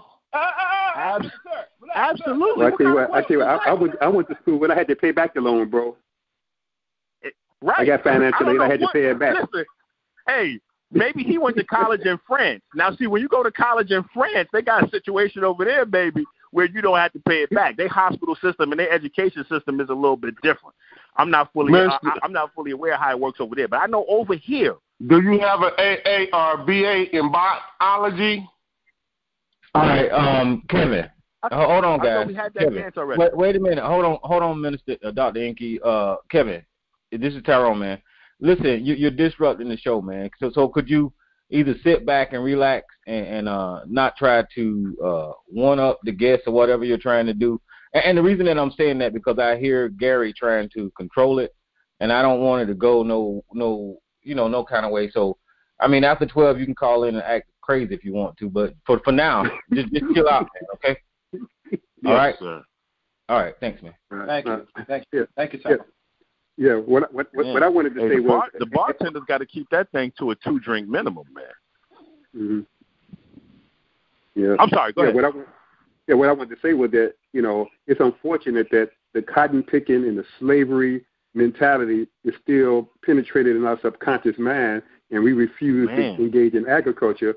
But the price that we pay for that is poor health, because we have to have our own food systems, our own seeds. That's a certified fact. And our own farming practices. Because even me living in the South, all the years I have, they don't know how to farm. They look at me like I'm crazy, and I'm talking about biology. Right. No. Listen, that's why I'm saying just that's the point I'm making exactly. Just being able to grow stuff doesn't mean you know how to farm. Exactly. Because I give you an example. Like most people don't know, just like you talk about the electron transport chain and how, in the mitochondria, how phosphorus is recycled. What happens in the soil. It's just like you talk about the aromatic amino acids storing light, but in the soil it stores carbon. So it's like 30% to 35% of the sugars and the exudates, of the minerals that plants absorb and create compounds from, they release into the soil as exudates. And I know I heard you mention about the 10 sugars that are required. Well, I got this book some years ago called Crop Roots, the Other Half, and they talk about the 10 sugars that are released as exudates in the roots, and the nucleosides and the nucleotides and vitamins, the whole gamut. And listen, trust me, when we, matter of fact, hold on for just 1 second. What's the other brother's name? Is his name Kevin? Yeah, no, Kevin dropped off. Man, why Kevin dropped off? We supposed to keep him around. See, Kevin, just press *6. You can come back in, but but go on. We're listening. No, I want to ask Kevin I want to ask Kevin some questions real quick while we got him. Well, let me see if he's on the board. Let me open the line. Yeah, let's get Kevin back on in here. Let's see if Kevin. I gotta figure out if it's him. Let me see if this is him. Let me see. Come on, Kevin. Come on. If you're listening to the show, come on and press the buttons and bring your drunk self back in here. I got online. You raise their hands. Let me see what these are. All right, caller, open your line. Uh-oh. Yeah, but I'm gonna say this. I know. I heard you mention a while ago about in order for food to really be a complement and the vitality to the body, had to have about 60 minerals. And in this book, I got dealing with old school agriculture. You know, the agriculture before World War II, before the chemical infestation, that they measured plants that had 60, 65 minerals in the tissue. Absolutely. On a regular. That wasn't even something that you needed to do anything extra or strive for. That was just a byproduct of regular farming. But now I say this, that the genetic disease, I'll give you an example. You look at ovarian cancer. And in my updated book, I show a visual illustration on how the ovarian cancer is reflective of 3 chromosomes, which is seedless food. You know, they insert 1 extra chromosome to create the odd number so that reproduction doesn't occur. And then also, the other factor is, then they talk about bone cancer, and they show the reflection of bone cancer being 4 chromosomes, which represents pretty much 99.9% of most of the foods. But I think it's a lot of misperceptions, like a wild hybrid. You know, there's really no such thing as a wild hybrid, because hybrid means mutation. But if you cross, like Sebi talked about how the peppermint is hybrid, but it's crossed with the spearmint and watermint, but it still has the same 2 strands of DNA, so it's not hybrid. We have to really kind of recalibrate the things that we understand and realize it's all about genetics. If food has genetics that reflect ours, it's optimal. If food has genetics that's other than ours, it's going to cause mutation over the years. So that's why it's a must, even though we may eat foods that metabolically are in alignment. That's why I say we got to eat for our bloodline instead of our blood type. It's very important for us to eat for our genetics. So you couldn't get the other brother back on the line, could you? I don't think he picked up, man. But I could probably, let me see. I open your line, caller. Is that you? Are you listening? All right, let me open the line. Right, because I can tell you right now, agriculture is where it is now is because of one European lady named Elaine Ingham, and for her PhD at Colorado State, she studied the soil food web. It had already been uncovered, but they didn't understand it. So she spent many years uncovering it, and she did consulting on people's farm whose roots went down about 8 inches. In one season, their roots was going down 10, 15, and 25 feet deep. Right, and I can tell you, I've information though. Right, and I've never been on nobody's farm that can do that, because this vital information. Because when you disturb soil, the biology recycles everything. Everything is about that same electron transport chain. Everything in the soil is recycling from the bacteria to the fungi to the protozoa to the nematode to the microarthropod, to keep everything from being washed away with heavy rain. So, and then you talk about, stored charge. No, listen. But then, that was Sebi's whole premise: food gene consistency. The genetics of the food should match the genetics of the people. That's where I got it from. When I first met Sebi, his statement in 1990 at this church on 55th between King Drive and State, he said the only reason why we need the healing herbs is because our native and indigenous foods is not with us. So then after a few years of wildcrafting herbs, my quest became to uncover different wild species and go deeper. Of plants. That's how we're supposed to. No, that's how we're supposed to build on what our elders give us. Right, exactly. We're supposed to build on what our elders give us. So what happened to the brother though? We can't get him back. I don't know, man. And I'm not gonna press a bunch of things on the cell phone to find who's who, because when I click on it, I click on the wrong thing. But what was he's a character for real. Gary, do you need help with the lines? Because there's a lot of people who press 1. Oh, see, listen, if I say it now, then he gets a chance. See, let me tell you what people do. They try to pretend like they know more than they really know when we have call-ins like this. Because if you say what you're getting ready to ask them, even sometimes when you ask them on the spot, they get a chance to Google it real quick and try to make it seem like as if they knew what you was talking about. So I like to ask people questions on the spot to see if they really understand what it is they're talking about. So while he's asking me, do I know this and that, I want to ask him a few questions now that we're on the subject of what we should be eating, et cetera, to see how much he actually knows about what he's talking about. So we can see if there really is some knowledge or if really is, we have to blame it on the alcohol. Because I hear a little slur. I hear a little, six-pack in that. I hear a little six-pack in there with maybe 2-3 shots, and I'm trying to figure out if this is just a result of the bartender not putting limit on that thing, or is what's happening right now. Okay, that's why you mentioned the bartender. Well, Gary, do you need help with the line? Gary, do you need help with the line? Before we open the line, 1 second. Any other questions, Terrence? Before we open the line? No, keep Terrence around. Listen, keep Terrence around. Terrence, I know. Stay right there, Terrence. I just got one more question. One more thing. Yeah, this is what Terrence do. This is what Terrence do. Terrence do this. He's a pro with this. Right. The reason why I mention it because I find it interesting. The deeper I go, the more correlations that I find what EnQi's talking about. Like he talked about pigmentation, and we're dealing with fulvic, humic acids, and humate, and we're dealing with pigment. So I can look at some soil, and I can tell what type of humic fractions in it. That's about acute. That's right. That's where that's where the carboxylic acids are. And the carboxylic acids are just as important to the formation of pigments as the aromatic amino acids, tyrosine, tryptophan, phenylalanine. So all of those play a crucial role. You know what I mean? But when you have so much chemicals going into the soil, like a brother asked me about the B12 thing, and I know that a lot of meat people, they like to bring up the B12, like, well, can you get B12?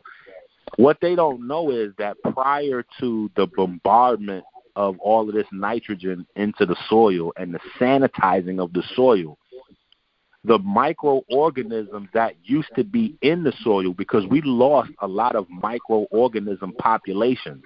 So we talk about the extinct animals on the planet, but we don't talk about the populations of microorganisms that have went extinct in the soil from the use of the chemicals. So the microorganisms that used to populate the soil used to produce the B12 in the soil. The plants took up the B12, and then we ate the plants, and then we got the B12 from the greens. Now that those organisms are no longer present in the soil, they use those same types of microorganisms or cousins or derivatives of in a laboratory to try to produce B12, but the B12 is not even the same. So that's a whole nother thing. Is I had to walk down the different types of B12 there are. People think that it's just cyanocobalamin, but it's not. There are different types of B12, or cobalt or bioavailable cobalt, however you want to phrase it. You know what I mean? Well, I said it thanks to the resilience of nature. Once soil is left alone, absolutely. They come back. Yeah, that's why no-till is the thing now. Growing low covers to keep the soil undisturbed, to keep it protected from transpiration where the sun pulls up the moisture. Make sure it's not disturbed. It has structure and everything. That's pretty much the new move. And and what you were talking about as far as that's not only the pigmentation, but even dealing with, like you talk about, stored charge. And we look at like uranium, and what its purpose is to pretty much the radioactivity to dissolve the sedimentary rocks into fractions of sand, silt, and clay. Correct. So that way we can get that right. So we can recycle the minerals and get them to move on up to the top in due time. Well, actually, it's a little different. What happens is each of those three fractions have, instead of having a stored charge, they have surface charge. And you have and it's called colloids, organic colloids, and then inorganic, which is clay. So basically, sand, silt, and clay, they have a charge on the surface that attracts the mineral. So the negative charge holds a positive charge. They call it cation exchange, and then you have anion exchange. No. Yeah, I'm in agreement with you. I'm just talking about the rate of decay. Oh, yeah. So that everything is done in a timely fashion, so that way we always have soils that are mineral rich. Right, and that's why stable humus is important, because lignin is the most impermeable substance on the planet, and it resists decay. So that's why the best soil is soil that has sand, silt, and clay, because you have organic and inorganic colloids.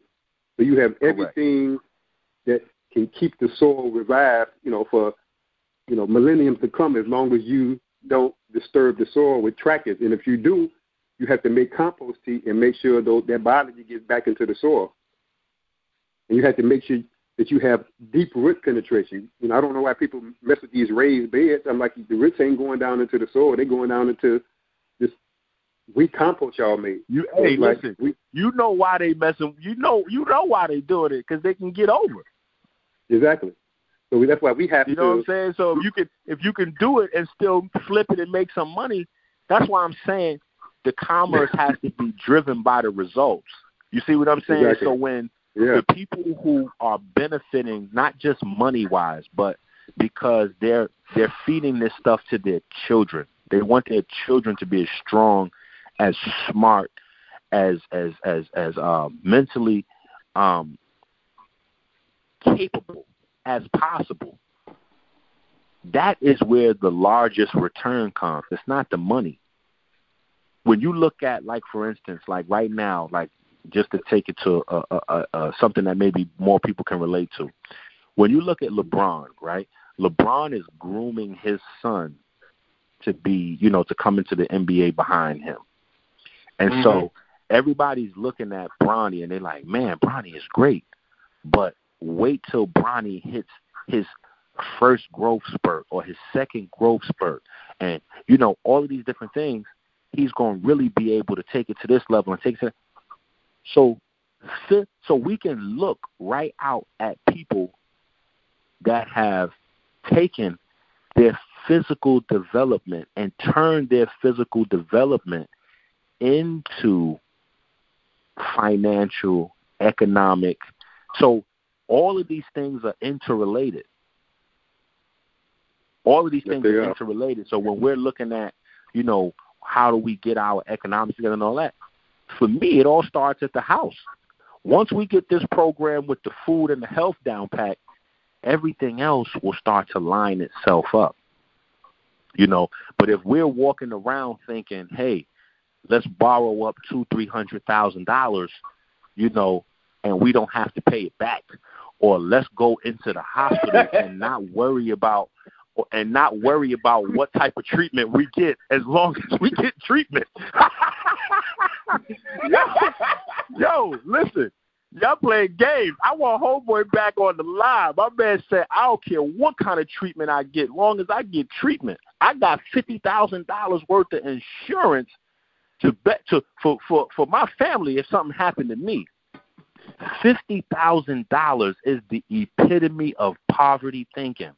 Once you take out the $10,000 or $15,000 for the burial, you telling me you leaving your wife and your children with $35,000 to figure out the rest of their life with? You gotta be kidding me. It's funny you say that, because I had a client that was he was like $30 million a year, and one of his white colleagues told him, no offense, he said, but when I sell life insurance policies to my people, it ain't no less than $500,000, between $500,000 and $1 million. Man, and he said, when your people do it, it's like, hey, my man sticking his chest out like, yeah, I got 50,000, baby. We good over here. 50,000 doesn't even get you a house in today's market. Like, where you going with 50,000, buddy? Nowhere. Listen, EnQi, let me say something, guys. $50K.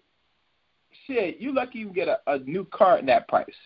Man, listen, your family can't even make it. Everybody They can't even make it through the year on 50,000. Like no, and not 50. We can't even give him that credit because they got to bury him out of that 50.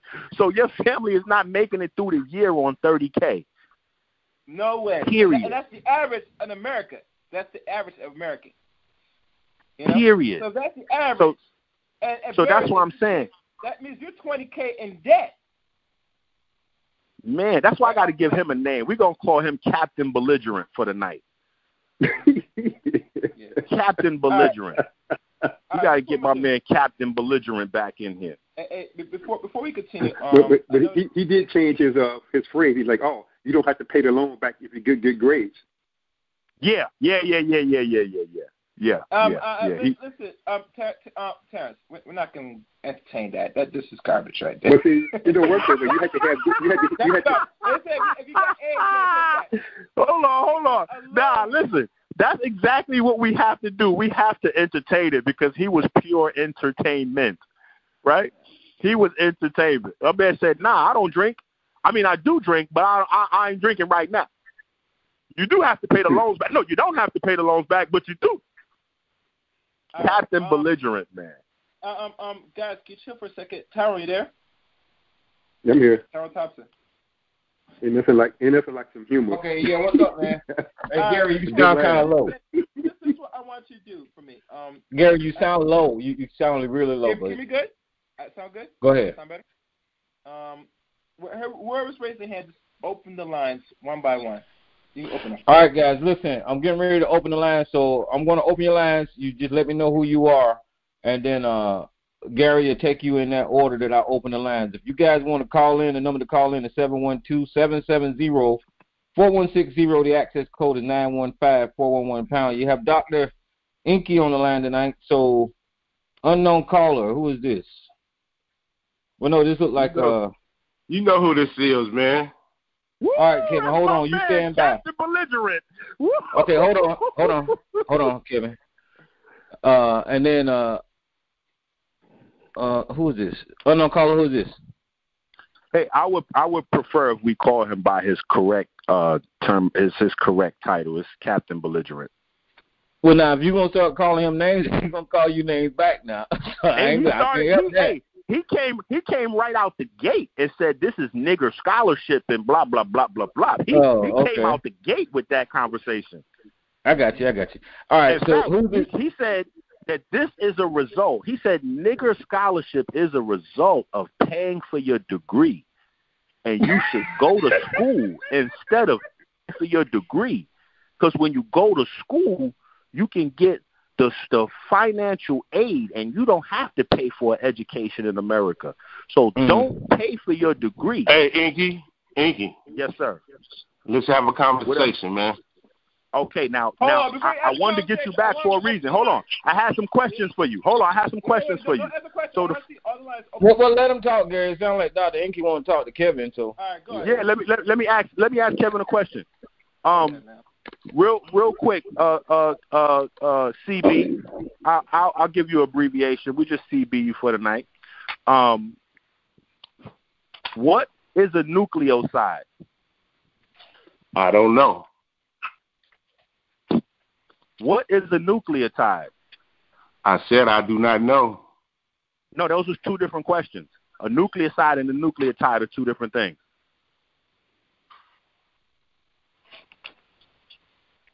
So if you don't know what those two things are, what are your qualifications in regards to biology? I don't have no qualification from biology, but what I do know now. Can I ask you a question? Now you asked me a question. Let me ask you a question. Okay, go ahead. I asked you three questions. You said, "What's my qualification of a biologist?" Didn't you ask me that? No, I was about to ask you that, but you cut me off because that wasn't the full question. But go ahead with your question. Okay. My qualification of a biologist is somebody who have went to school, who got at least a BA or a PhD in biology, or at least a AA. And I asked you that at the beginning. Do you got an AA? Do you got a BA? Oh, you said, wait. wait. You asked me what's my qualifications. See, I can't speak on nothing if I haven't went to school. Hold on. I'm asking you. I asked you a question just now. I said, did you go to school? Do you have any degrees in biology? And you said no. No. And now you're telling us you got an AA and a BA. Which one is it, an AA or a BA that you have? Which one never do you said have? Won't you listen? I never said I ain't got. Which one? So you don't have any of them. I don't have shit. Right. I don't have totally shit. I'm asking you the question. Hold on. So you're unqualified to make a statement on biology. Would that be safe to make? Would that be a safe assumption? No, but common sense tells me that a biologist have what the school. Let me ask you a question, EnQi. Hold on. No. I don't want you to be belligerent. I want you to answer these questions so we can go somewhere with this. But you're not answering my questions, EnQi. You ain't answering that question I asked you from the beginning. You have not answered it. Hold on. I already did. I answered all those questions when you asked me. Do you got an AA? Do you got an AA degree? I told you I have a degree in naturopathy.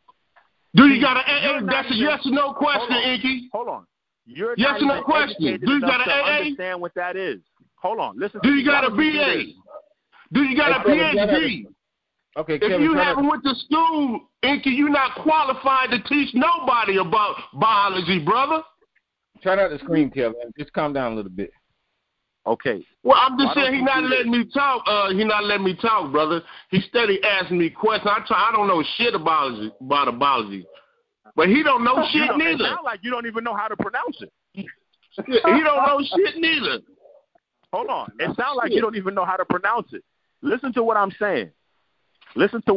Hear me clearly, right? You represent the problem that we have. You represent the reason why we have to stop blaming white folks for where we are and start to become accountable for ourselves. Because you represent a man teaching biology that don't have no credentials or nothing like that. You is the problem, giving false information. Hold on. Let you me might ask well you a say that you're a nutritionist. Talk about diet or something. Vitamins and stuff like that. Wait. Guys, let's try to have a dialogue here. Hold on. Let's have a dialogue. Let Dr. EnQi finish, and then after Dr. EnQi speak, Kevin, you can speak right after he get done, okay? So, Dr. I'm through, man. Don't disappear again. Don't disappear. You come in here and cause chaos and then run and hide like a girl. Do you know what entails a degree of naturopathy?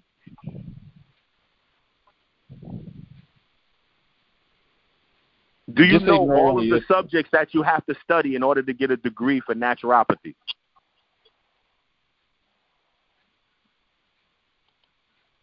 Kevin? I just asked the man, do he have hold on? I asked him, do he got an AA? That's a yes or no question. He went all the way around the bush. That's a yes or no question, EnQi. Do you got an AA or BA? Answer that question before I answer yours. I'm gone, Tyrone. Sound like we're the impact here. Ain't neither one of y'all. Hey, let me ask you another question then, because I see that's a soft spot for you. You don't like to admit your shortcomings. Do you have a degree at all in anything? Nigga, I said I ain't got shit, nigga. Oh. So you don't even know how you get a degree. See, so let me give you some education. When you get a degree in a subject, you have to become proficient, meaning you have to study a certain group of subjects in order to prepare you as qualified to speak on the subject which your degree is in. So when I say I'm a naturopathic doctor, for anybody that understands what that means you have to study some degree of biology. You have to study some degree of herbology. These are basic studies in getting a degree in naturopathy. But if, like you said, I ain't got shit. If you don't have any degree at all, then you don't understand even the process of getting a degree. This is why you're online telling people to go to school and not to pay for their degrees, right? Don't pay for your degree. Go get it for free. You just go to school and get it for free. So you must have went to school for a little while and got a little bit of classes in, and you didn't learn much, because obviously within whatever you studied, you didn't even learn math, because $50,000 to leave to your family after they pay for burial is nothing. Your family can't do anything with $30,000 except to pay the bills maybe 2-3 months in a row and buy some groceries. Say, man, I'm going to get burnt up and cremated. Why am I going to get a white man that money, man? My daughter getting that money, brother. She getting 50 G's to do whatever she wants to do with it. Whatever the fuck she want to do with it is her, then she can do what she want to do with it. Right. How long is that 50 G's going to last her? I'll wait. Kevin? How long 50 G's could last your daughter? Say, man, my daughter in college, I wouldn't give a fuck if she fucked it off in one day. It's hers. Her daddy gave it to her, man. All right. Hey, listen, on that note, I think we got all we going to be able to get up out of you for the night, buddy. So on that note, I think we got the full extent of your expertise, your priority system. I think we got the full extent of your priority system. So we see now that this is a priority issue, and this is the main thing that I speak to people on, our priorities. So earlier, my man Captain Belligerent said he don't care about what type of treatment he get as long as he get treated, right? So now we see that when it comes to his children, he doesn't care what he leaves his children as long as he leaves them something. So this is really a self-centered sort of ideology, right? It's not about preparing the child or really leaving them something of value. Nigga, you ain't answering that question I asked you, man, but you want to run it off and try to teach somebody. Answer the questions that I asked you, brother. Answer the questions. Don't teach nobody. What's your qualifications? What are your qualifications, man? Okay, this is what Tell we're us your qualifications. I'm going to be quiet. Tell us your qualifications. What makes you qualified to teach somebody, man? All right, hold on, Kevin. Kevin, you must have called in unknown tonight, because I can't find your line for shit. Yeah, I did, Tyrone. I got you. But just be quiet. So respect the rest of the show, because I can't find your line, and I'm going to try to get these other lines open. I just opened the line. Was that you, Gigi? I don't know. Can you hear me? Yeah, there you go. Yeah, that's you. Go ahead. Hi. What a mess. Hey. Hi, everybody. Yeah, wait, before you say something, Gigi, let me speak for a minute. Our phone's about to die. Okay, but Gary, your phone really sounding low, brother. Your audio really sound low. Can you go now? That sound better? Yeah, that's a whole lot better. Go ahead. Oh, damn. I got to fix this. Let me say something. Wait a minute. Hold on, Gigi, relax. I'm sorry. sorry. I got to get this out the way. What we're witnessing tonight is a failure of what happens when we don't prepare our children that become adults for the future. This is what is harvesting and breeding right now in the black society. You know, this type of thinking, this type of action. We're at a point where we are as a race, especially black ageless people in America right now, where the potential we might not have much wealth in the next 40 years. And if this is the man that's the thinking right now for the average brother, don't care and think that leaving something better, you can keep on that hamster wheel. I'm telling you right now, that hamster's going to break off one way or the other. Especially if you don't know why you even end going to college. Now, I know this was not based on the whole conversation tonight about it, but since EnQi there, since we're talking about this and the importance of this, we got to tell people straight up what you really get into. And the advantage and disadvantage. I don't want people to feel because you go into school, that's it. No, you're going to have to think. No, I don't. You have to go in school as a part of a plan. Exactly. Because in the world that I live in, right, and listen, I may be from a different world where, paying for your degree is some old, maybe I'm from a different world. But in the world I'm in, where you borrow the money for your education, you need to have a surefire way to turn that degree into a business so that you can not only pay back the money you borrow, but that loan doesn't become a burden to you and your family later on, and you can barely make ends meet because of the large burden. This is why in the political arena, financial aid and student loans was such a big conversation, because it's such a burden taxing the entire economy. But, hey, we got to give brother some credit. He has no degree. However, you do not get the student loans, brother. You do not get the student loans. Leave the student loans. See, that's the problem right there. A nigga want to go to school and just... Wait a minute. Hold on, wait a minute. A nigga want to go to school... Okay, I'm through. Go ahead. Go ahead, G.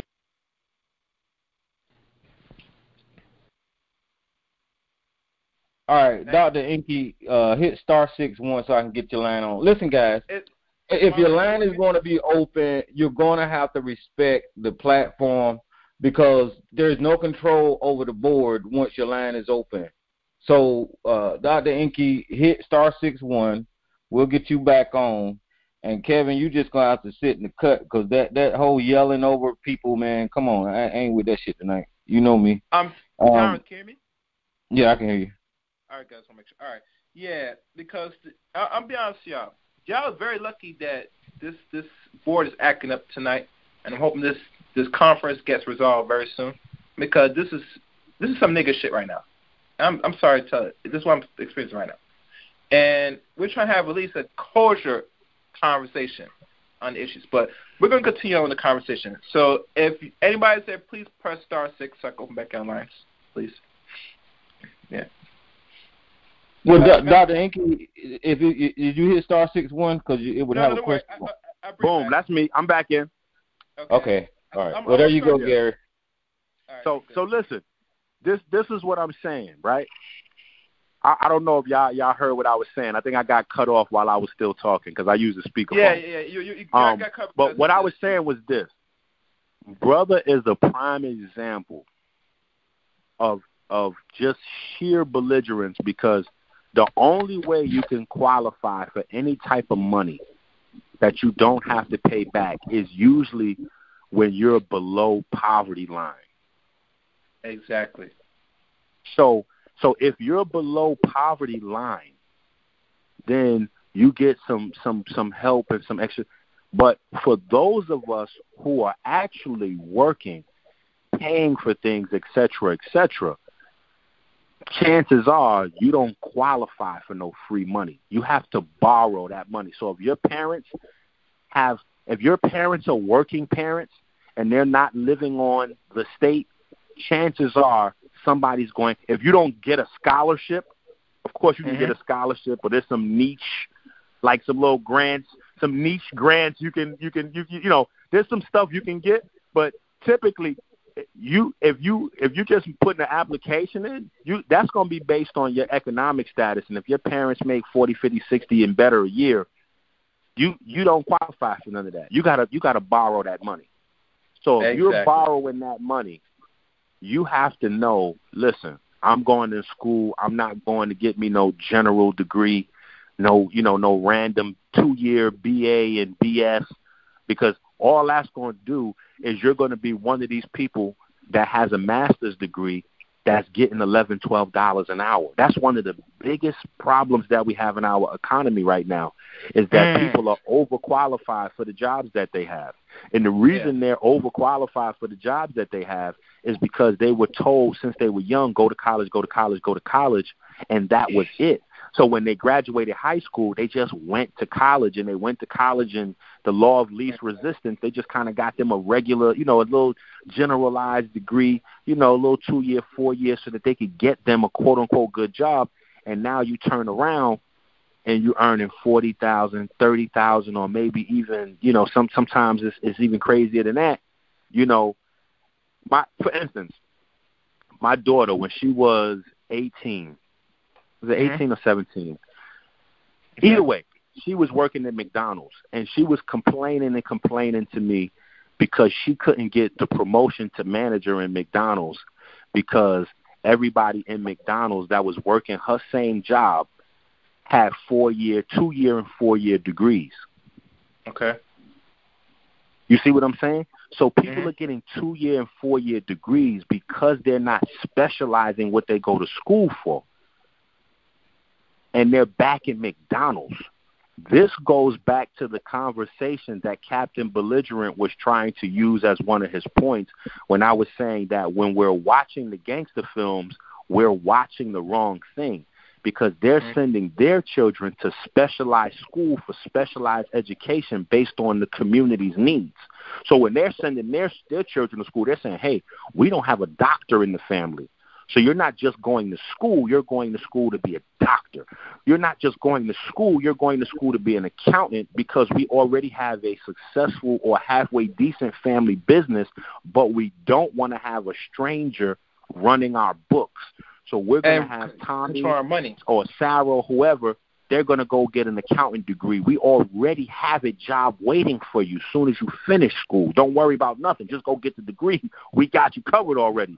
You're going to school to be an engineer so that you can so this is why I'm saying it's got to be a different angle to it because you do have to pay for school unless you're living below the poverty line. So I'm assuming that Captain Belligerent that's leaving $30,000 to cover his family for a lifetime is assuming that everybody's living in poverty and squalor, which is another problem that we have, right? Because we have these ideas in our minds that, like crack babies are black babies, when most of the babies born addicted to drugs are not black, when most of the people in America that's on welfare are not black.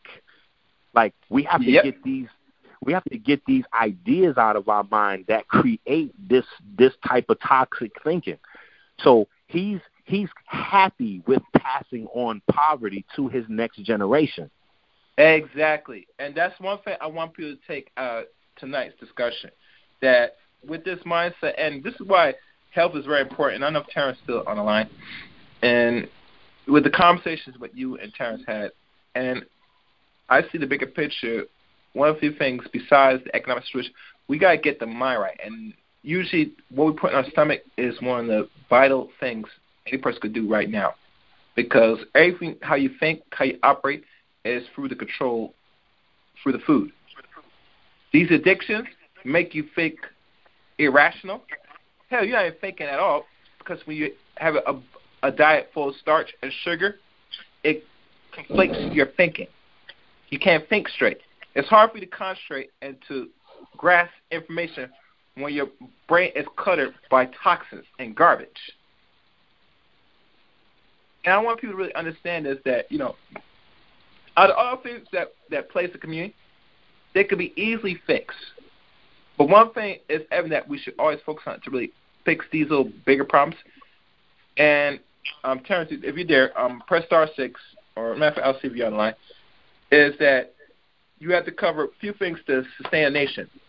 And you might know this well, EnQi. Food, clothing, and shelter.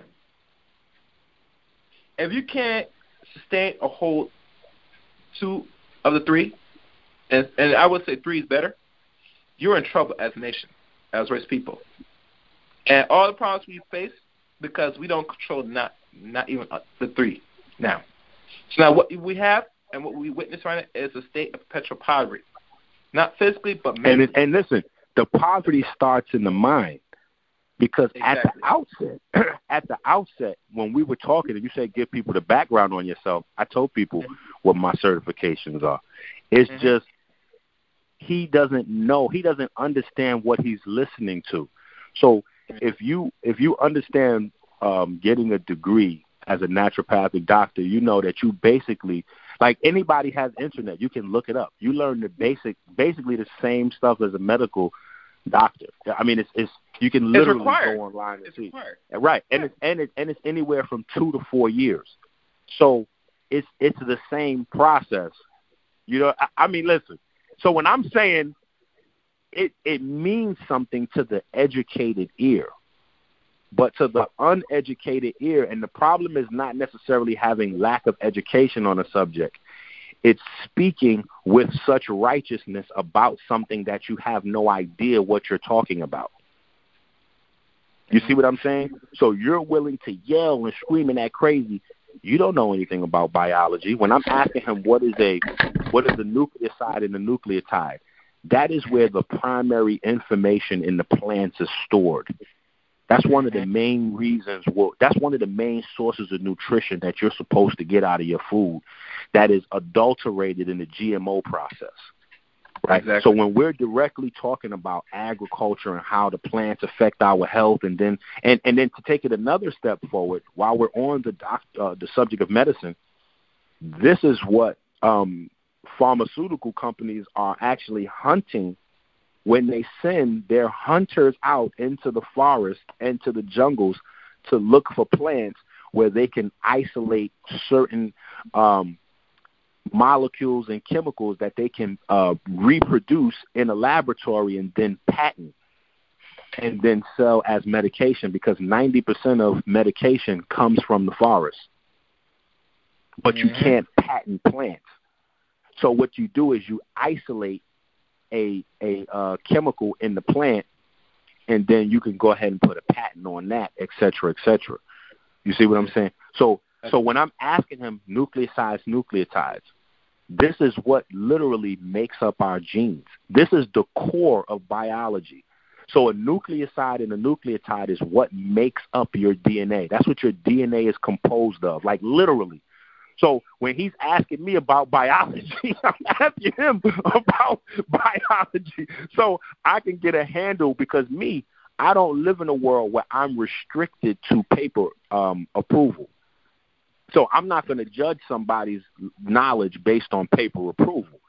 But I want to see if you know what you're speaking on or what you're critiquing.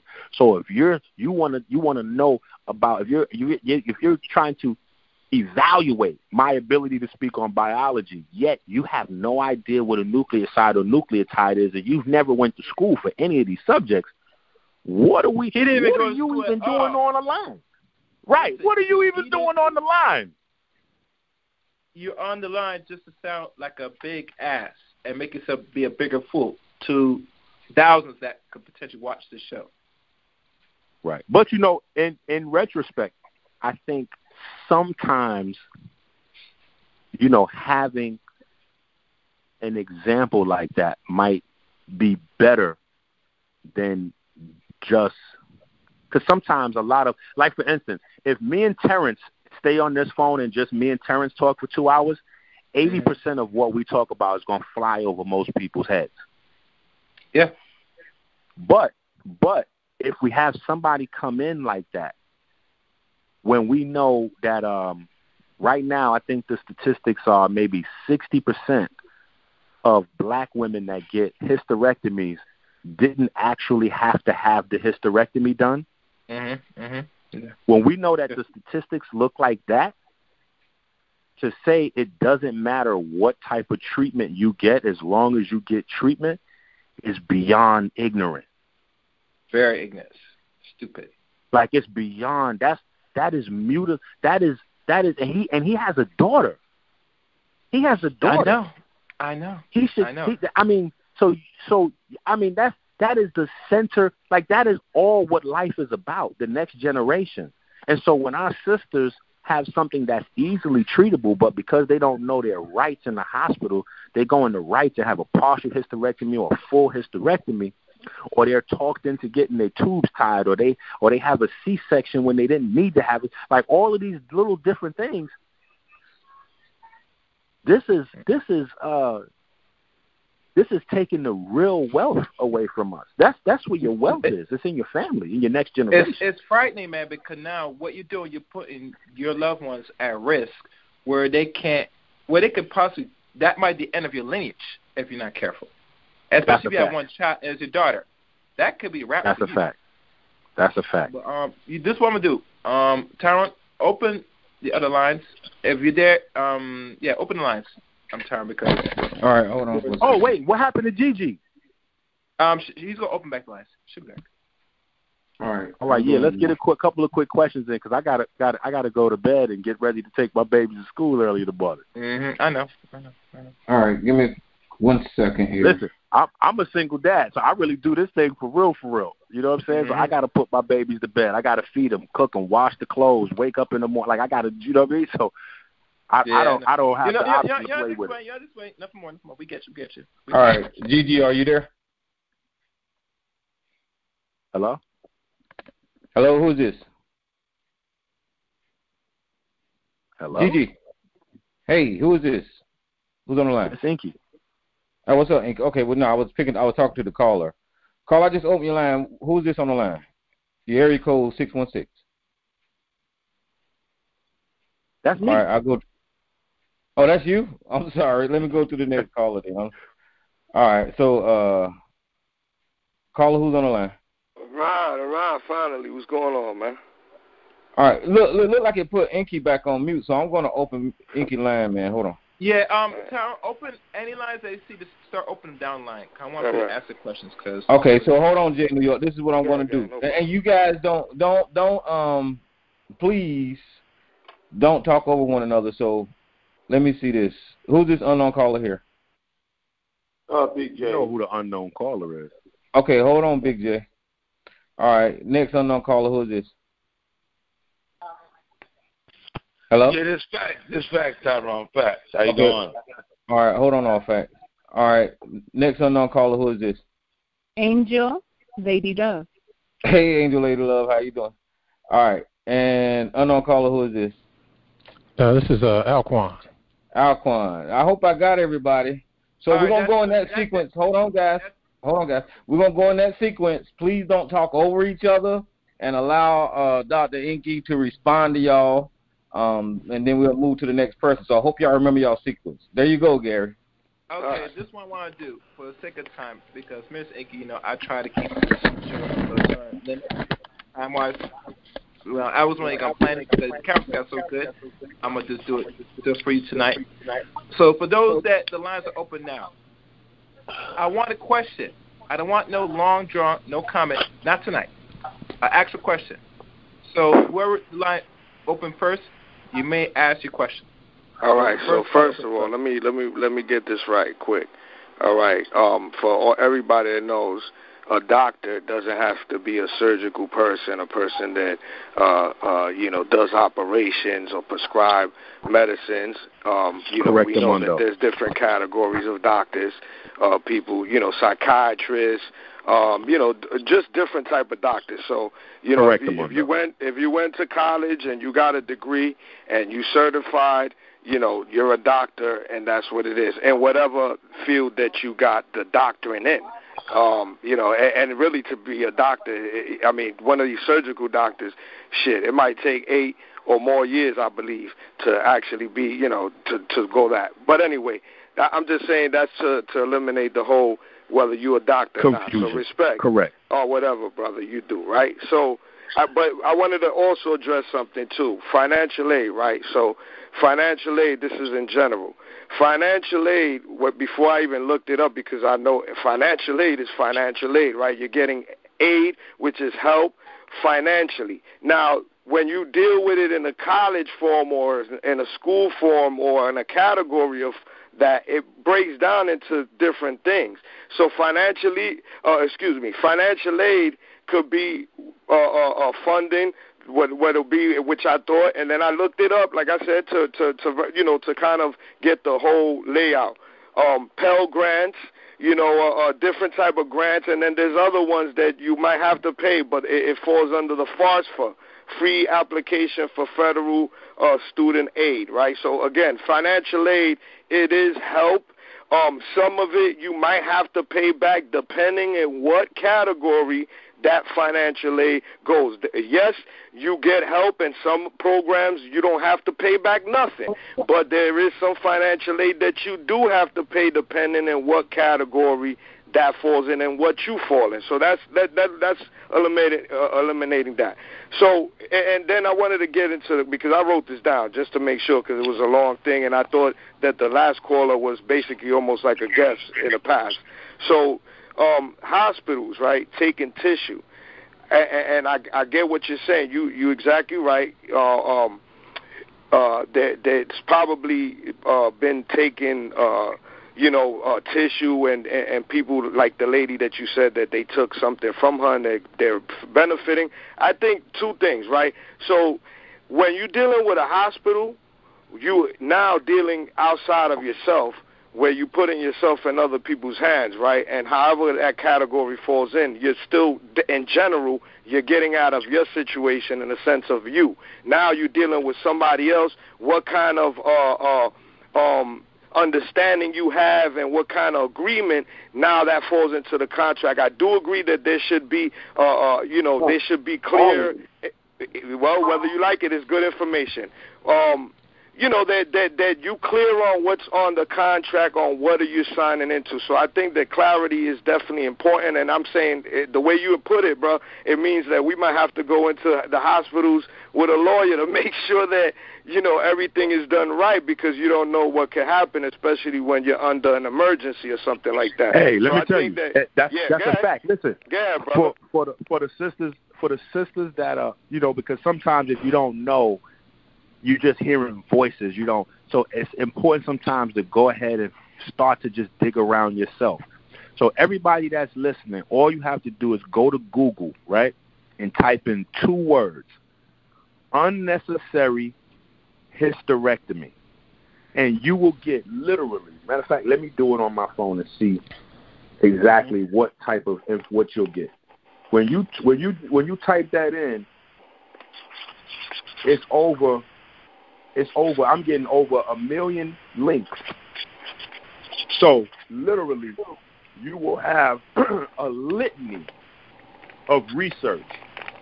The most common after effects is the first link I got, and that's called the HERSfoundation.org, right? HERSfoundation.org. The next one is the madness of unnecessary hysterectomy has to stop. The next one is why many women unnecessarily get a hysterectomy. Patient advice. U.S. News. The next one from Medical News Today says almost 1 in 5 hysterectomies are unnecessary. Study finds. Right? The next one, legal liability for unnecessary hysterectomies. So like this is not something that is just some fly-by-night issue. This is a long-standing issue that people are irreparably damaged from. And it's not something that, for me, a lawsuit can fix. A lawsuit can't fix a hysterectomy. Once you take out a person's whole entire reproductive system, it's nothing you can do to get that person back whole again, period. And then to take it a step further and to know that money is possibly being generated off of the material that's being taken out of these women, it just takes it to a whole nother level. So, hey, to each his own. If you believe that as long as you got treatment, you got treatment, you go in there with a sprained ankle and you come out of there without a reproductive system. Yep. That's how it is, man. All right, let's go to the next caller. Who was after Jay, New York? I was, and I'm gonna be quick. I ain't gonna be long-winded. Don't worry, I gave good information. If you didn't like it too bad. Let's not do that, Jay. Come on, guys. Let Big Jay go. That was definitely good information, Jay. That was definitely good information. Thank you, brother. He didn't understand that. But thank you. Hey, Tyrone, put me on that list, man. That means you're after me. Okay, what is your opinion on the Affordable Care Act, and how would that affect the population, the lower class? I can't hear you. How would that affect? How would the Affordable Care Act affect society, particularly in black society? Thank you. Affordable Care Act? Yeah. Obamacare, yeah. Ah, man. You know how thick that thing is? Hello? Yeah, you're on. Go ahead. Yeah, you know how thick that Affordable Care Act is to really read the entire thing?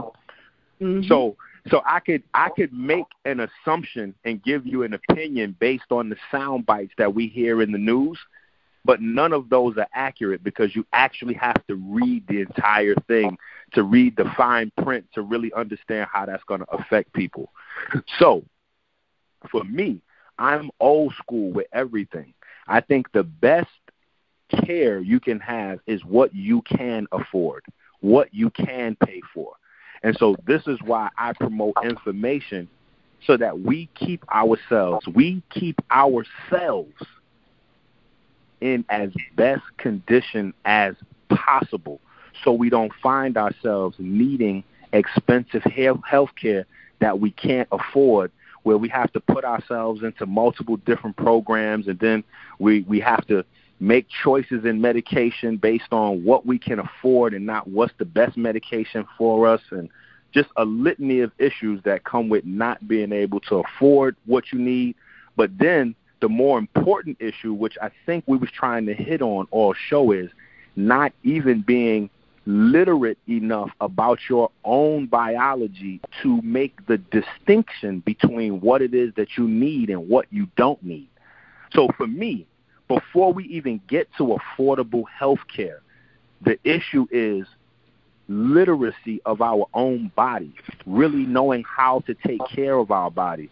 Because if we smoke cigarettes, we drink beer, we drink soda, we eat pork, and then we're having a health conversation about what's affordable health care or not, we have already resigned ourselves to sickness. We've already resigned ourselves to premature death. We've already resigned ourselves to prop up the pharmaceutical industry, to prop up the dialysis machine industry, right? So what I'm saying is we need to take better care of ourselves initially so that we're not putting ourselves at the hands of other people. And then we get to the level where we can say, okay, now let's look at supplementary ways to supplement the health care that we need on top of whatever our income is. But there's no plan in terms of what anybody's presenting that we, besides just paying for it, old school fashion, right? That is really going to give us everything we need. And this is why our parents, listen, this is why our parents, well, at least mine's anyway, right? I'm Haitian. I'm from the Bronx. This is why a lot of the older people from where I'm from, we did Suzus and things like that. And Suzus was a way for us to pool our money together for real-time situations on top of the insurance, on top of the Medicaid, on top of these things. This is where economics really means something. A lot of people, when they speak of economics, it's for a bigger house, a bigger car, things like that. For me, it's more about family. It's more about having the money around when emergencies happen. Because the only thing we know about emergencies is they're guaranteed to happen. Yeah, okay. Then you don't have to ask this question then. Then what is your opinion? If we gonna sit there and say what you say, right? That we have to pay, we have to do it the old-fashioned way. Then how come the price of insulin has went up to over $100? And diabetic medication too, according to certain research, certain this country doesn't have the what's it called, the green leaf. When we have patents of pharmaceutical companies increasing the price because some they're trying to protect their patents on insulin and other diabetic medication. But listen, hold on. I see where you're going, but listen. Right. Sometimes it's not that much of a deep conspiracy theory. Sometimes it's just supply and demand. And one thing a patent gives us is the ability to control the supply, which is why patents are so valuable. So as more people become diabetic, more people have metabolic illness, the insulin becomes more valuable. And once it becomes more valuable, the price as the goes patent up. holder, boom, me as the patent holder, I got the ability to say, well, listen, I'm going to need a little bit more off the top of this. And then as the governments make rules to subsidize cost, if the government decides to make a deal with the pharmaceutical companies can push John Q. Public into deals with the government that say, okay, well, go ahead. If you sign this here, then we'll go ahead and cover woo, woo, woo. But this is why I said I can't really formulate an opinion for you on the entire process, because when you read the fine print, there are certain rights that you give up in order to receive any benefits from your government. That's an exchange. So when we're in a situation where we're debating whether vaccines and certain other things, when you sign into these other things, see, so it's a counterbalance. It's a counterbalance. So you have to. Wait, hold on, Big J. Now you're asking too many questions. We got other people on the line. No. I'm telling him they ain't. Okay, Big J. Big J, sit back, please. Big J, come on, brother. You heard all these lines I just opened. Hey, I'm gonna come back. Listen, I'm gonna come back for the family. Trust me, I'm gonna come back. Okay, so let's do this right here. All right. I see that the issue is. Listen, I see that the issue is really this is a subject that we need to spend more time on. That's evident from tonight's show. We need to spend more time on this subject. And everybody is passionate about how they feel about their health, their family, their health care, the economic obligations that they should have, and how they should partition their economic situation and divide up their resources to plan for the future, etc. So these are things. This is a successful call if this is what we take away, that we need to reprioritize and begin to have these conversations more often. So everybody, I don't want people to feel away because they're not getting to completely, go through and get to the nuts and bolts of what they want to discuss. You know, it's all good. I was just trying to listen. This happens to me when I go do lectures. You know what I'm saying? When I go do lectures, because when you're talking about health, people tune in, but people tune in to talk about the health issues that matter to them most. So while somebody might be holding on to ask diabetes questions, somebody else is holding on to talk about affordable health care. Somebody else wants to talk about agriculture. Somebody else wants to talk about, cancer. Somebody else wants to talk about Alzheimer's. And I'm comfortable with having all the conversations. It's just a matter of being able to fit them all in. Right. So let's go. Who's after Big J? Big J. Who's after Big J? Angel, Lady Love was. No, I think it was All Facts. Yeah, that's what I think. All Facts, Angel, Lady Love, then myself, then Mama's Boy. All Facts? Well, yes. How you doing, brother? I'm hey, sorry, I like I'm a that little name. hoarse tonight. Hey, it's all right. I like that handle. All Facts. I like that. Well, brother, first of all, someone gave me that name, so I always tell people that. So that's not conceitedness. But first of all, brother, I've been hearing you for years. You don't know me. I know you. Of course, you're popular in this quote-unquote sector or black conscious sector, this cyber YouTube, black politics talk and things. You're most popular, and it's always a pleasure. It's a pleasure speaking with you the first time. But I'm not going to hold you up. We have other callers, and I know you have to take your daughter to school. And it's a pleasure hearing a brother like you and your daughter's life. Hey, I got to take all 5 of them. Right, exactly. And you're going to have to come back. But real quick, I have to say something, and I'm not going to get into this sticky thing, but I'm going to ask you a serious question. Fire away. I want you to educate the people real quick. What is a cure? When we say we have a cure for something, what is the process to that? And I'm just going to ask you over real quick, because I got many other questions, and I hope you come back. But this is just my first question. What is a cure when we talk about what is a cure, right? Yeah. And how can we apply that? And what is the difference between, prevention, detection, and prevention in some of the type of your treatment? Are you a preventive person, or are you a corrective medicine or preventive medicine? Things of that nature. So what's a cure, corrective, and then I hope you come back, and I have other questions for you. Thank you. Okay. I appreciate it, brother. Yeah. No doubt. Thank you. Great. So as a naturopath, right, or anybody in the holistic field, you're geared toward prevention. You're geared toward prevention, but you're not legally able to use terms like cure.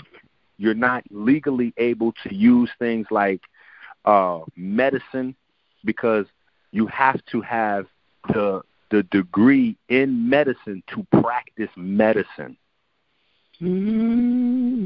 So this is how you get entrapped if you are a holistic healthcare professional and you use certain terminology. So whenever you go to any type of schooling for any type of healthcare practices, even if it's just becoming a personal trainer, they teach you what you can say and what you can't say, what you can offer and what you can't offer.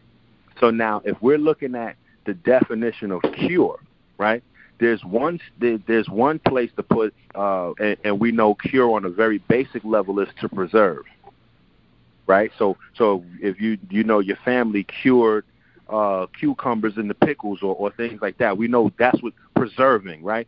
But then there's another level where it is a medicinal or pharmaceutically patent term, and that right there gives people the idea, which creates more sickness, because the idea is I can drink liquor, I can smoke cigars, I can lay on my couch every day without exercising. Like, I can have an unhealthy lifestyle, and at some point when I get in trouble from my unhealthy lifestyle, I can go to somebody who will give me a pill, and that pill will get me my health back in a matter of days or weeks, and I can go back to my unhealthy lifestyle and expect to live in a healthy state. So it creates a carrot and a stick mentality that never really pans out. So all of the doctors that I know personally, they all practice holistic lifestyles for themselves and for their families. All right. Angel Lady Love. Yes. I'm Angel Lady Love, listener, inspirer, friend, emissary. Let me say something. Angel Lady Love, listen, sweetie. Please, I want to be in a question. I want no long drawn nothing. It has to be a question. Excuse me, I have the right to say. Excuse me. Now, you're taking my time, little boy. I am tired of these degenerates. Come on. Okay. Hey, go ahead and let the sister listen. Let the sister go ahead and do her thing, man. Listen, after we let Captain, right, after we let Captain Belligerent go crazy tonight, we can't That's limit what the I'm sisters saying. now. You wasted all that energy and time, and I'm not understanding You're going to need a doctor. Right, come on. Okay, Jay New York. Listen, guys, come on. Calm down. Let Angel Lady Love go. Go ahead, Angel Lady Love. I'm glad, and finally, we're getting to comprehend, but it saddens me that you had to go to their places to learn. I'm a sky medicine, rock and melanin ritual man.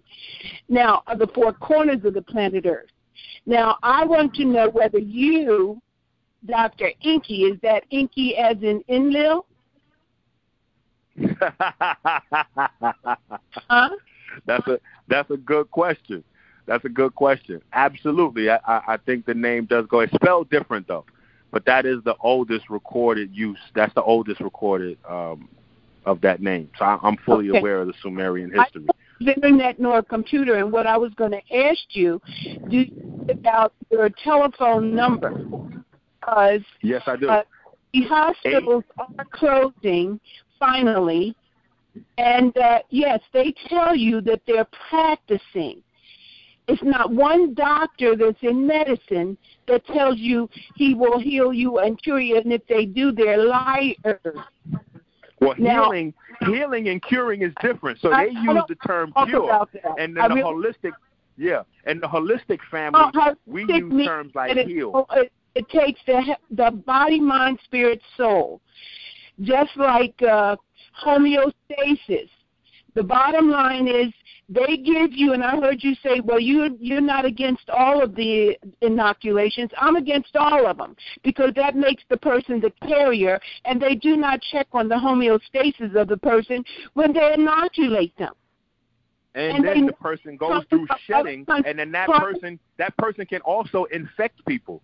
So it not only makes them a carrier, but the person can infect people afterwards. Yeah. That makes them the carrier. I'm saying that. I'm from the days, and they're trying to tell you about polio again. It's from all the diabetes. Let me just add in the word diabetes is caused by all of the cell phones, iPhones, iPads, computers. So this thing that you're saying that they're going to get this patent and all of this, these are thieves, okay? Now, I want your number, and we can talk, because what did you call it, Affordable Health Care Act, it was 2,000 pages. Now it's over 3,000, and that's the most bumper-clot stupidness that has ever been designed among the other stupid things. And that's the Authorization Act. Okay? Right. Don't get me started, because that's stupid. Okay? All right, Angela, it's crazy. Number and I don't know if Dr. EnQi going to give out his number now or at the end of the show. It's up to him. 833-777-6543. Wait a minute. 833. Okay, listen, guys. When y'all hear somebody talking, don't talk at the same time. The man was just giving out his number. So just be quiet. Okay, do it one more time, Dr. EnQi. All right. 833-777-6543. 833-777-6543. Thank you. Thank you. And then Alquan, I think you was next. Thank you. Bless your family. But before Alquan go, the one thing I did want to say is the reason why I have to choose my words very wisely is because I'm speaking on a broad platform. And so, I try to, my thing is education. I just don't want anybody's free will or their right to be hindered any type of way. So once you get educated on vaccines and medications and all that, you can make your own decision because you have to live with your choices. You know what I'm saying? So, like Dr. Oz was on video, and this was very funny, right? So y'all can take this for whatever it's worth. Dr. Oz was on video promoting vaccines, and the person asked him about his children, and he said he doesn't allow his children to take the vaccine. That's what all doctors say. But he does suggest that other children take the vaccines. So you could just take that for whatever it's worth, right? And that's on video, you know what I mean? So people can see that and go from there. But I definitely agree with what you were saying, sis. So. Yeah, definitely. Right. Feel free, family listening. Go ahead and shoot me a text. Even my man, Captain Belligerent, you know what I'm saying? He might listen back to this once he sober up, and he might have some new ideas, and he might have took something away from, if not me, somebody else, one of the callers might have said something to spark something in his mind. Or maybe his daughter might listen to this show, and she might say, hey, Dad, you might want to go ahead and you might want to listen to what they're talking about because, it's 2020 almost. You sound like you back in 1950 somewhere.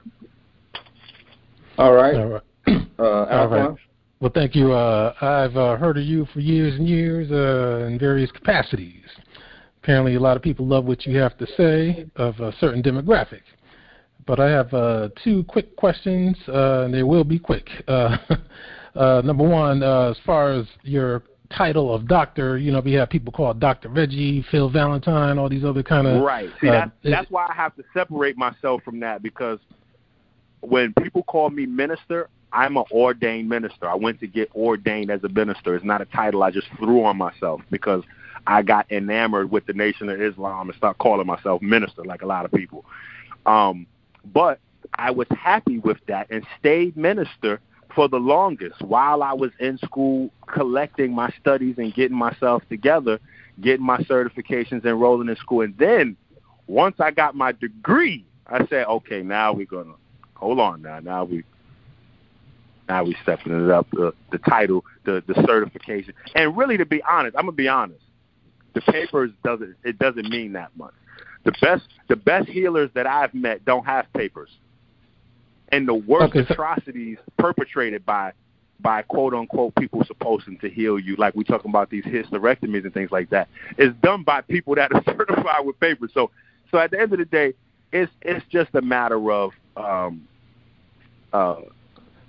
that's what I was getting to. It's just a matter of recognition for people to some people still stuck in that old mindset where they want to have. Oh no, believe me, I understand. I understand it, sir. But that's what I was getting at. That's what made me go and spend the money and stuff on it. Is that people kept saying I didn't get a chance to hear earlier the finished question, because a guy did ask you, where did you get your degree from? And that I think that's a valid question. Plus, another person asked, they said something about your daughter had some herbs that can cure cancer. I was wondering if you could answer the degree issue and this issue about your daughter with herbs that can cure cancer. That my daughter had herbs that could cure cancer. I don't remember anybody saying that on the call tonight. Let me see. It says it's in the chat room. This guy, he says your daughter's name is Tone. And Tony has herbs that can... Okay, well, never mind that. Since if you don't know nothing about that, at least get to the degree question. No, we do have... But hold on, before let's get to the degree question first, though, and then that one. Hold on, Alquan. Let him. He's gonna address it. He got it. Right. You can go on. You could type in EnQi cancer testimonials, and you can see people stories pull up. You can type in my name and lupus, and you can see people's stories pull up. So you can do that. Now, in terms of the school I went to get my degree, I don't give that out, only because I have so many people like Kevin that I've had a previous experience with that. Like, for instance, when I opened the school, my own school, when I opened it here in Detroit, and we put the information out, I got so many people spamming and trolling the number of the school. We had difficulty getting calls from parents that actually wanted to bring their children in. But I have had my degree online. I've had my degree in my clinics on my wall. It's in videos and in my gym when I had the gym. Like, I don't hide my stuff. You know what I'm saying? But okay, so you're not like a Umar Johnson trying to hide, right? No. Because doctors, they're supposed to display their degree. But what I do doesn't require it. I got it just as an additive, just for my own personal well-being, and to get in maybe some doors where I couldn't get in terms of speaking engagements, things like that. But for me, being able to interact with the people, it's not a requirement. I don't work in a hospital. You see what I'm saying? Right. So it doesn't. So when you think that. So just when you think that when you're dealing with people's lives and health, that that would be something that people would want to know. Well, for those who are like me who want to know. All right, Alquan, we got to get the mamas. Okay. No. But I got you. But listen, I'm not putting you under a knife. And everything that I tell you when I'm in a teaching capacity, we research and learn together. Everything that when people come to my classes or lectures or whatever, just like right now during this conversation, there's when you go back and listen to this, there are constant points where I'm telling people, okay, now go and look this up.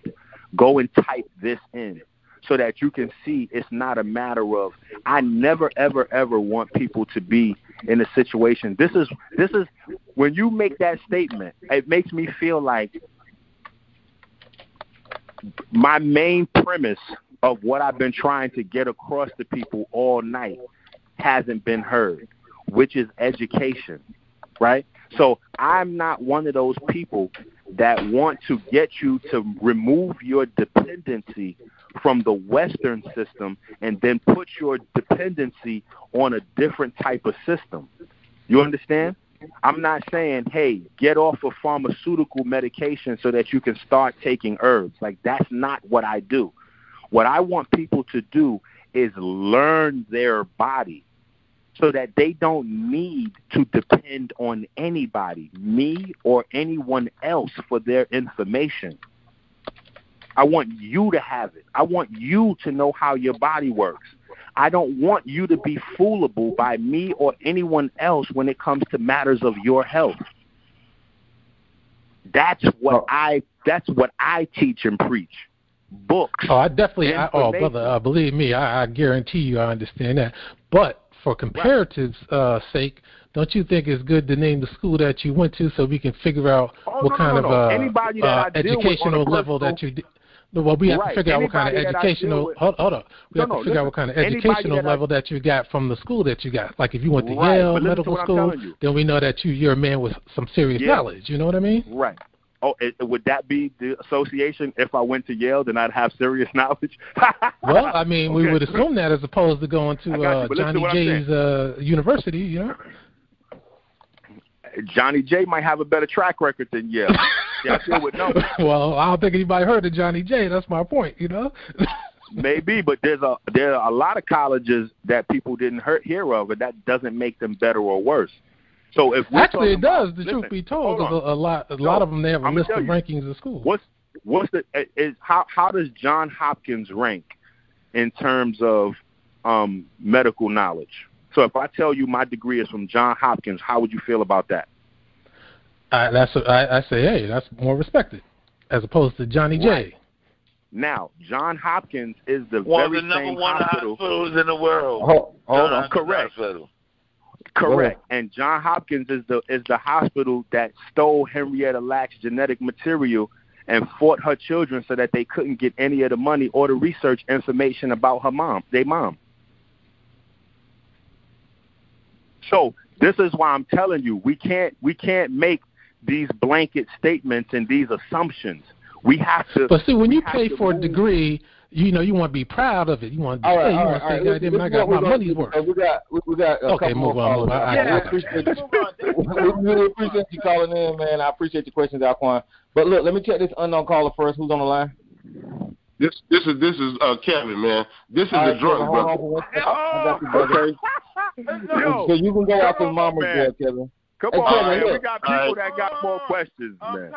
Kevin, look, man, I appreciate you calling, Kevin. You're a trooper, man. But Tyrone, I'm not gonna start nothing, Tyrone. I ain't gonna start nothing. I just want to ask him a couple of questions, man. You go out to Mama's boy. You had enough questions for the night. Who's next? Please, God. Go ahead, Mama's boy. Please, God. Oh, hold on, Mama's boy. I think Gary trying to go. Go ahead, Gary. Kevin, that's it for today. Yeah. No, the reason. No. Listen to me good, brother. Listen to me good. I'm already past almost 3 hour mark. I'm gonna end this right here. So after Mama's boy, that we're gonna start closing. You could tune in to the after hour, and you could run your nonsense. But that's it for tonight. We're gonna run then.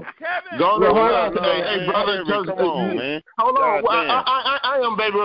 Gonna run. But I will be at the after hours. Yeah, man. Shit. Okay, I just wanted to ask Greg one question. One question, man. Let me do one question here. Okay, let me go be at the after hour. It sounds like you already been at the after party. Wait a minute, hold on, man. Let me do one question, man. One question. Education that you didn't get. One question, please. One question. Okay, Kevin, listen. Hold on for a second. Dr. EnQi, you just call back to the same number on the after hours if you want to. But I'll go ahead and get Mama's boy. We're gonna be right back on here, with a different show title on YouTube if you want to call back in, and then we'll get to Mama's boy. Go ahead, Mama's boy. Yeah, peace, God, peace, Gary, peace to the family. So with it, I'm probably I was sitting here thinking, listening, and I was thinking to myself, I'm probably gonna be your easiest call, but I am your most disgruntled caller. I have the biggest beef and the biggest problem on this line, and it ain't even with you per se, brother EnQi. It's with Gary, because man, y'all can't be misusing my motherfucking prop like that without calling me. Kevin is my prop. He come on my motherfucking line, and I whoop his ass. Don't nobody whoop his ass till y'all call me.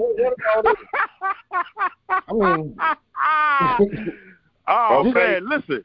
You gotta share, family. You gotta share. Family, listen. And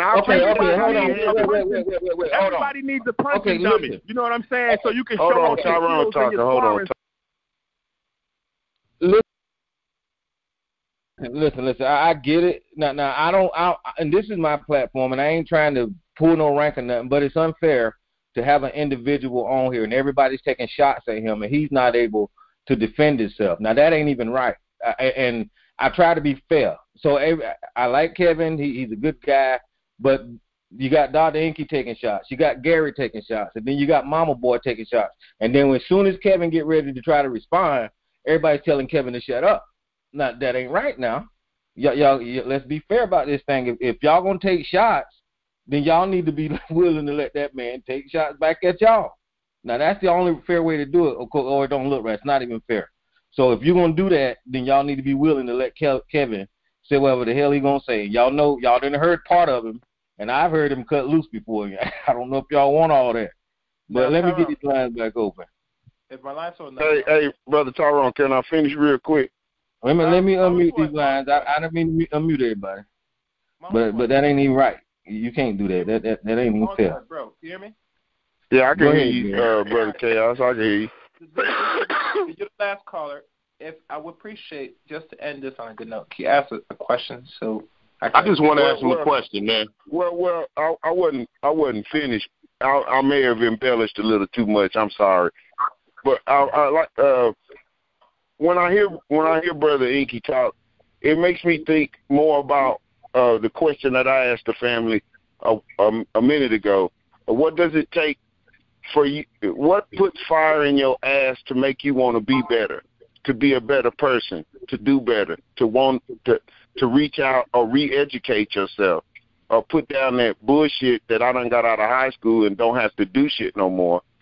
You do, and whether you believe what the brother's saying or not, it's calling for some re-education of the black family. And I think we ought to be, extremely hungry to want to know shit, so much so we can't be fooled no more by these motherfuckers. So when they tell us some bullshit, we know it's bullshit, and we know what to do with that. And we don't have very many brothers running around here, letting a religion dictate their life, letting education dictate their life more better. But peace, family. I love y'all. Great show, Gary, as usual. Thanks, Tyrone. Thank you. All right. Thank you. Brother EnQi. Now, Tyrone, let me step in now. Minister EnQi. Minister EnQi, you got time to talk to the alcoholic? No. Okay. Kevin, I just stood up for your ass. Now shut up. Hold on. Yeah. Let Kevin ask for a question. I want to hear his question. Yeah. I don't think I heard it. Yeah. Let him go. Now, this is good here. This is good here. Brother EnQi. He might not be on. Don't look like he's on. Brother EnQi. Yeah. It looked like man, this is good. Oh, man, this is good. Where Brother EnQi? Brother EnQi. All right, hold on, Kevin. You got to let Gary run his show, man. Can you put back the Q&A? All right, guys. Y'all, Gary getting ready to end it, so y'all just stick around, I guess. So here it is. All right. Minister EnQi looks like he stepped away from the line. I'm not sure if he's done for tonight, but he has to have other things. So I'll probably end this on this note. I do like to thank him for tonight, for coming on board the show. And I will have him back again. Not sure when, but I will have him back for other deep topics because this is very much educational. I think I learned some new things that I didn't really know till tonight. And I think a lot of people have a lot of questions that were even answered or never answered. But these conversations now going to have to be explored now because there's so much things we don't know. And even with the caller or like Mr. Kevin calling tonight, he's only one of many amongst our community that operates like this. And this is the problem we have as a community. And where we're going right now is not looking good. And I don't see nothing, no salvation or anything fixing this anytime soon. And I could leave it to the youth, but we have to really take the issues now to resolve these little things that's going to perpetuate the community moving forward. So on that note, thank you again for listening to tonight's stream. Be on the lookout for the next broadcast. Until next time, take care. Thank you again for listening to another session, another great broadcast.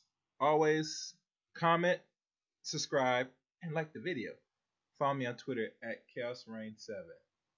Thank you for watching and listening.